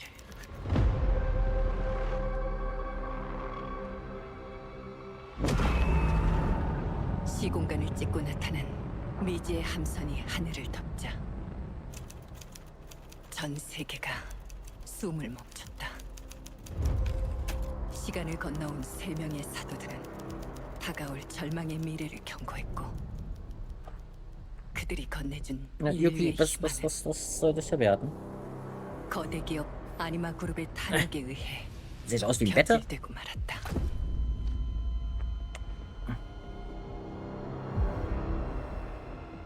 사도의 예언대로 검은 물질과 함께 대항마 뷰에르가 강림했다.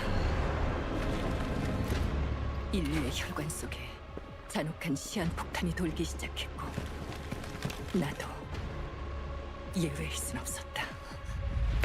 전방 좌우 확보 클리어. 내부 상황 확보. 전전 위험 없음. 우리의 미래에 아직 구원이 남아있을까? Ist das hier Alan Wake? Kommt gerade die Wand so bekannt vor irgendwie. Last year at TGA, we revealed Ontos from Frictional Games in Malmo, Sweden, the spiritual successor to Soma. The game stars the incredible Oh, Stellan Soma war Skarsgård. gut. And now we've got your first look at gameplay as the protagonist comes across a horrific experiment where a body's consciousness has been transferred to a server of rats. It's one of the many experiments in the game, narrative puzzles where your moral choices affect the outcomes of the mission, as well as the rest of the narrative. When I was 5 years old, I was very sick. But somehow, my dad did the impossible. Whatever that miracle was, it pushed him away from us. Crumby, do you hear me? Word of caution. Crombie's experiments could be active right now. Delicate stuff. Hey, please! I need to talk to you.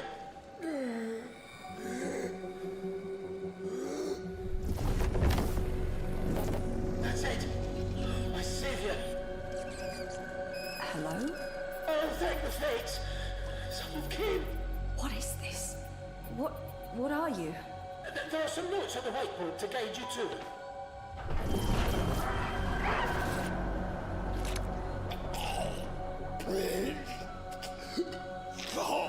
Ah, okay. You said... I assure you there is no mind. Please proceed.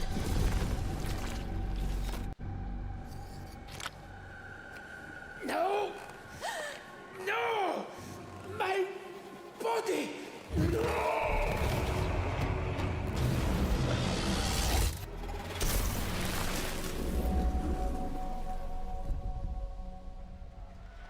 Okay.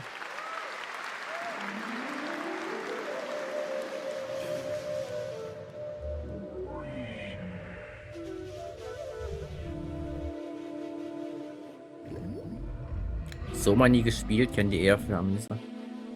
Ja, also ich habe mehr durch die kennengelernt, aber Soma ist großartig.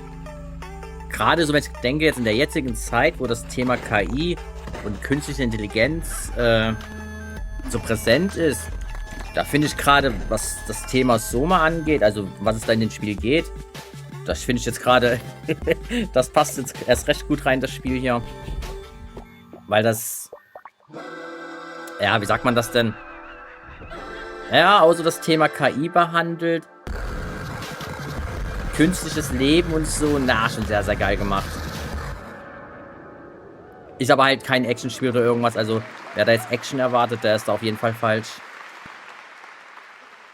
What a wild trailer from Daniel Mullins up in Vancouver, Canada, creator of Inscription. That was Pony Island 2, Panda Circus. Soma hat eins, described as a voyage ohne jetzt zu spoilern, time, myth, das hat eins divinity, dieser Spielenden, die mir bis heute im Gedächtnis geblieben sind, weil ich da hier gesessen habe. Ich dachte nur, what the fuck?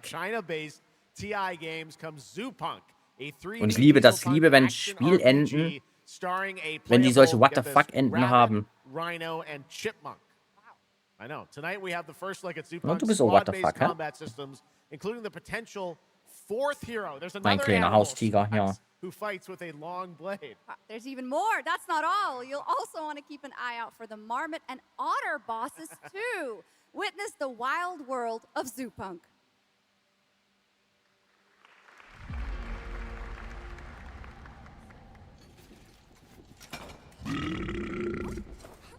Ready? Let's go save the world. No. I'm gonna smash this rotten world into pieces.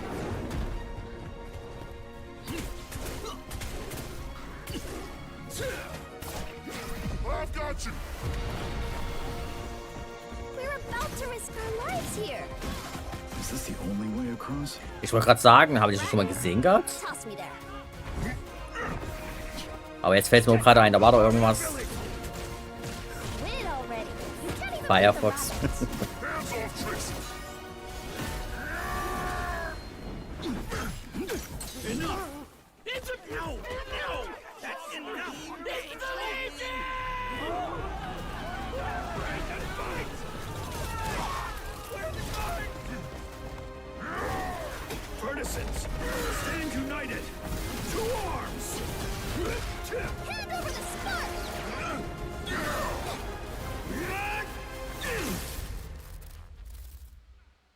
So Punk.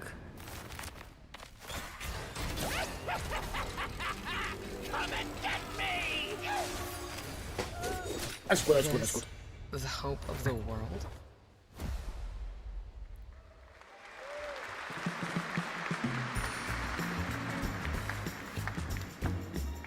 Don't mind the faded decor, just ignore the peeling paint. This place was full Langsam nerven die ganzen. Langsam. Mich nerven langsam die ganzen Spiele mit Tieren gerade. Ist das irgendwie ein neuer Hype? Gute Frage, gute Frage. Da gibt's doch hier dieses Souls-Spiel mit diesen Affen da. Irgendwas mit Backung. Ach, genau, wie das heißt. Ich glaube, einige wissen, was ich meine. Was ja großer Erfolg war. Ich weigere mich bis heute, dieses Spiel zu spielen, weil du dort einen Affen spielst. Oder einen Menschenaffen, keine Ahnung, was das ist. Das ich weiß auch nicht, mich stört das ab.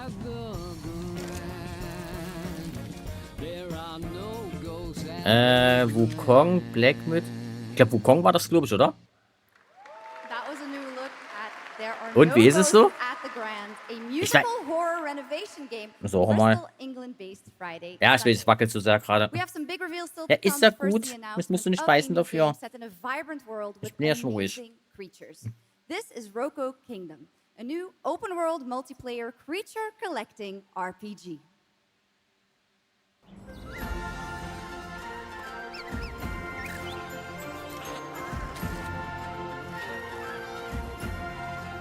Nee, das ist kein Beißen, Kairi, das ist nur ein Zwicken. Der hat keine Beißkraft zurück. Nur wenn er ziehen tut, das tut dann ein bisschen weh. Aber mit seinen kleinen Zähnchen hier. Der ist schnell gewachsen. Als ich den geholt habe, das war ja vor 5 Wochen. Da war er noch um einiges kleiner. Und jetzt ist er so schnell gewachsen, das ist Wahnsinn. Und der ist erst 4 Monate. Ausgewachsen sind sie ja erst. Ich glaube so ab 12 zurück.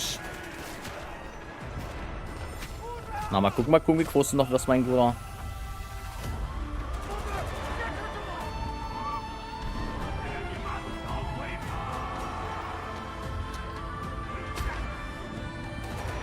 Der wird langsam schwer, wenn es ganz ehrlich, wenn du die ganze Zeit auf dem Arm oben hast.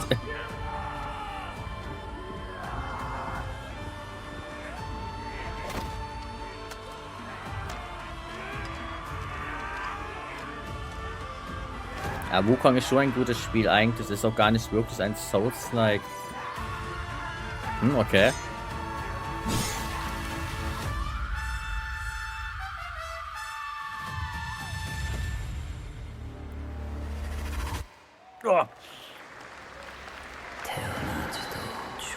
Oh, willst du nicht mal ins Bett gehen?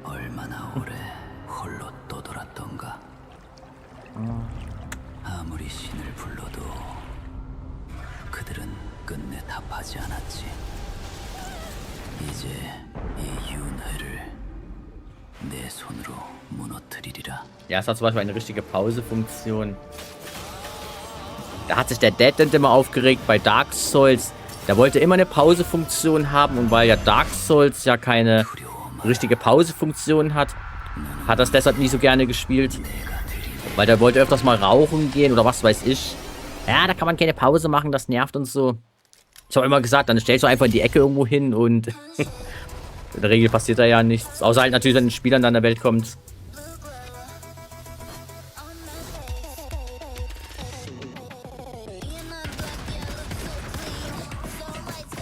Naja, Yuki. Boah. Weil durch die Wärme, also ist ja nicht direkt warm jetzt, aber ich habe so einen kleinen Backofen hier oben.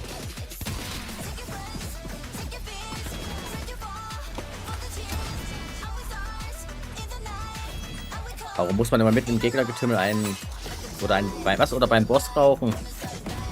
Ja, gute Frage.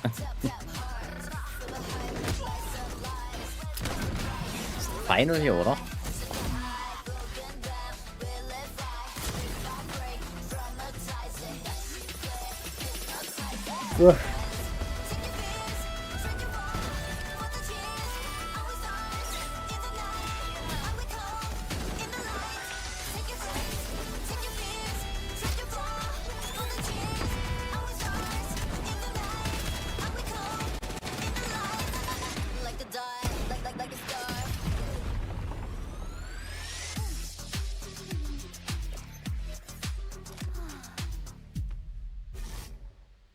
Like or die.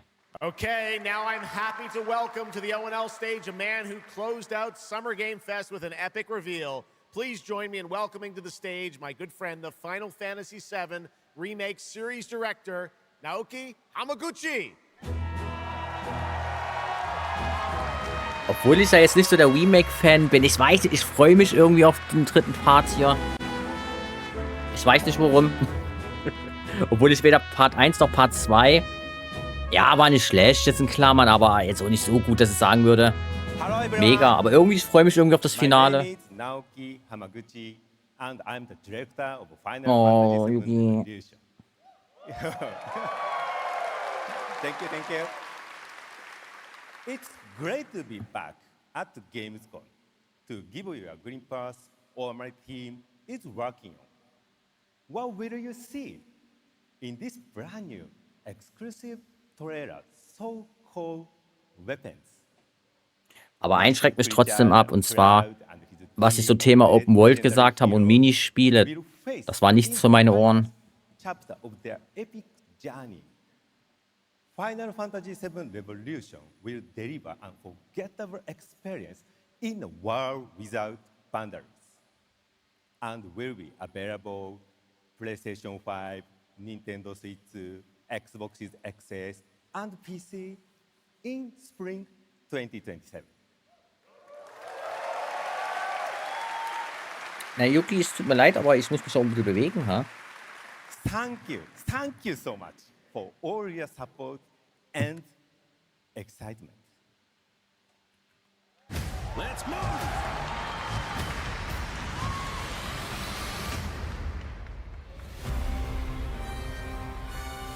My fellow citizens, we are assailed on every side by the enormous meteor that looms over our heads, and by towering monstrosities termed weapons, like the one that made landfall outside Midgar. But I know we will rise to every challenge and show heaven and earth that it is we who reign supreme.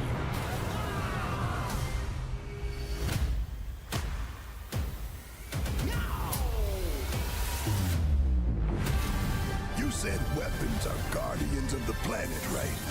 The planet sees us as another threat to her well-being, and rightfully so. You call them planetary warriors.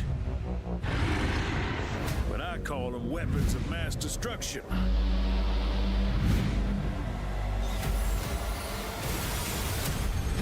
Only one thing to do. We fight.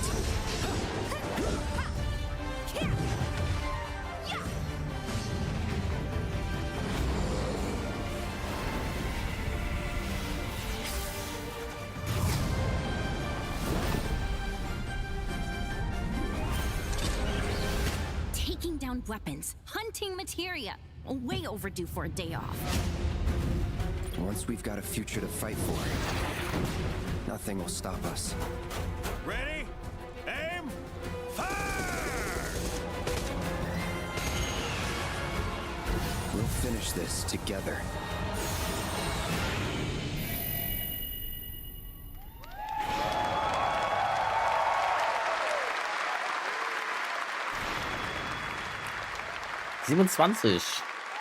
Und Gott sei Dank Multiplattform diesmal. Gott sei Dank. Truly epic, and we don't have to wait long. The game comes out next spring for all platforms at the same time. All right, we have one last game for you tonight at ONL, an update on a legendary RPG franchise that won Game of the Year at the Game Awards way back in 2015.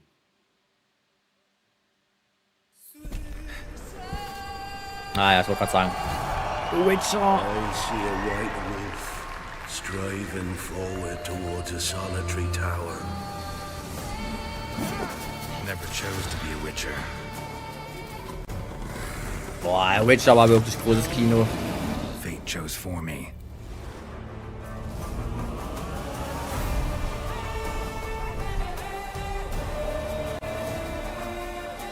Das ist der erste Teil jetzt, oder? Nee.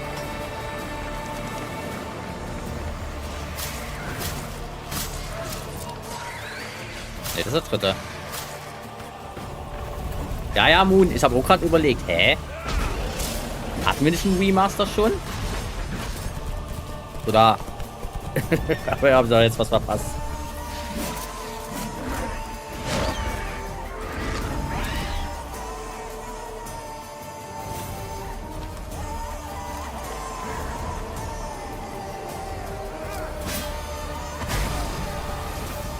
Okay, jetzt scheint wahrscheinlich diesmal ein bisschen mehr als nur ein Grafik-Update zu sein. You can't just step off the path.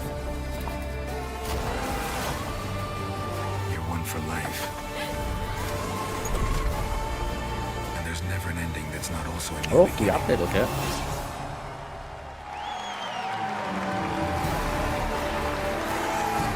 Okay.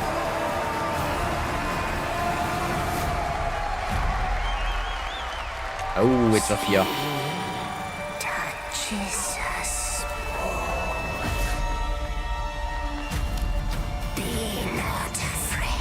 Ah, nee, Quatsch, das ist das nächste Add-on, oder?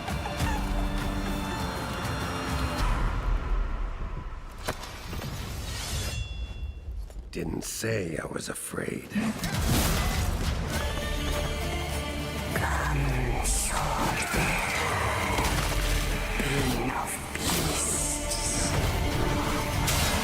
Delve into darkness and see the truth of Letton's beauty. Garden demands blood, so we'll give it blood.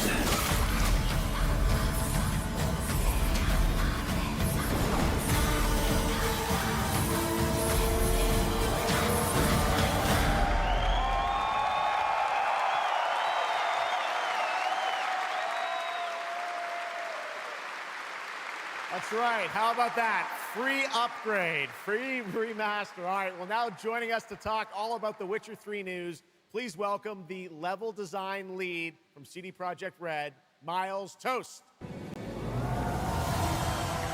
Zeit mal wieder zu spielen oder weiter zu spielen. Oh ja, würde ich eigentlich auch gerne, aber das ist so umfangreich und so groß und boah. This is definitely a surprise and it's coming out in just a month. Das sitzt mal wieder gefühlt ewig an einem Spiel dran. And consoles, including Switch 2 and even Battle.net. Lots of features in that trailer. Tell us which ones stand out the most to you. Oh wow!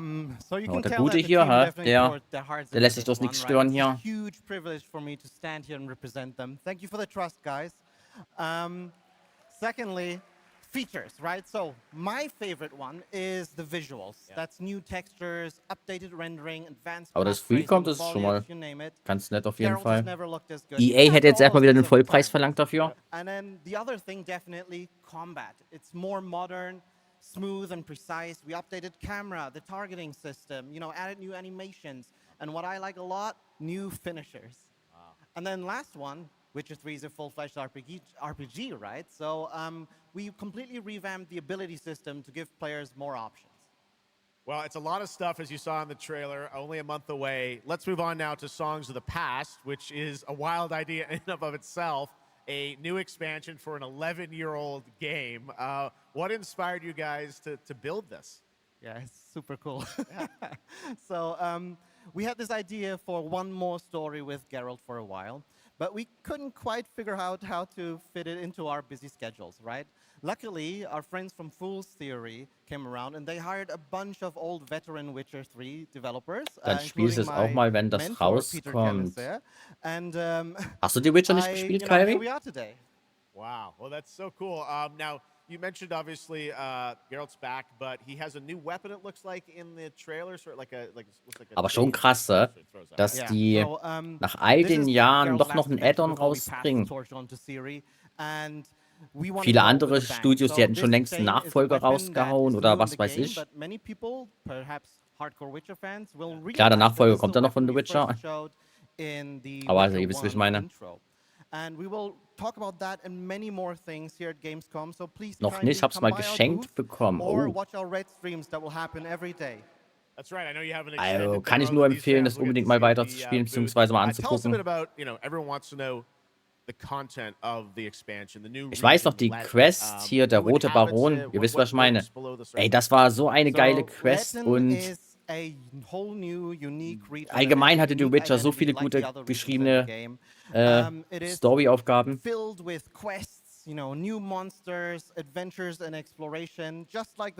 Genau, und dabei war es noch eine Nebenquest. Bei welchem Spiel hast du, wenn es um Nebenquests geht, so eine Qualität? Du hast bei so vielen Spielen, wenn du ein Spiel spielst mit Nebenquests, das ist oft so 0815 und was weiß ich. Eigentlich Zeitvertreibung nur. Aber bei The Witcher war das wirklich wow. Nicht alles, aber da war vieles schon, wo die Nebenaufgaben teilweise richtig geil waren. Und wo du einfach gemerkt hast, da haben sich welche Gedanken gemacht und nicht einfach eine 0815 Nebenmission gemacht, einfach nur um Content zu füllen. Yes, so this is super cool. I can say today that tonight, both of our previous expansions, Hearts of Stone and Blood and Wine, will be free for everyone who owns the base game. And this is a great opportunity for, yeah, right? Just giving away all the free stuff tonight. Whoa. It's the coolest part of the job, I guess. So, and this marks a great opportunity for people who have perhaps only played the base game, right, to jump in with the improvements from the remaster update and get a whole lot of stuff for free before we ship the Songs of the Past sometime next year. Wow. Well, I got to say, a lot of amazing Witcher news today. Thank you very much, Miles, for joining us, and we'll see you at the booth. Thank you. All right, Miles from CDPR. Congratulations. All right, and that is going to do it for ONL 2026, but that is just the start of Gamescom week, so stay tuned for news and updates throughout the weekend. And, of course, we will see you again on December 10th, live in Los Angeles for the Game Awards 2026, where we will celebrate the best of the year. Eigentlich müsste ich die Game Awards eigentlich auch mal zeigen, oder? Habe ich schon mal die Game Awards gestreamt? Nee, hä? Top game development studios. Ich glaube nicht, oder? It's been another great opening night live, and Weil es war before ja, glaube ich, we go, immer of so course, we're spät. gonna bring out my incredible co-host tonight, Shocks. Come on back out, Shocks. Thank you. Didn't you do such a great job? Thank you so much, Jeff. Thank you so much for having me once again, and what an amazing show. Third time's a charm. We're just gonna have to keep bringing you back. I hope all you guys Doch, have an hast du. Hab amazing ich? Gamescom. Let's go. All right, good night, everybody. Ich bin gerade selber unsicher wegen. Ich weiß, Claire Obscur war ja. Aber habe ich das gestreamt? Ich muss wieder nicht mehr. Okay, das war's. Hello, everybody. Welcome to IGN's live post-show coverage of Gamescom Opening Night Live 2026. I'm your host, Ryan McCaffrey, and I am joined by Jeffrey Yuki, jetzt wird's ein and bisschen. Alec. Welcome to you both. Great to see you. Let's get right into it. We got to talk about all these piping hot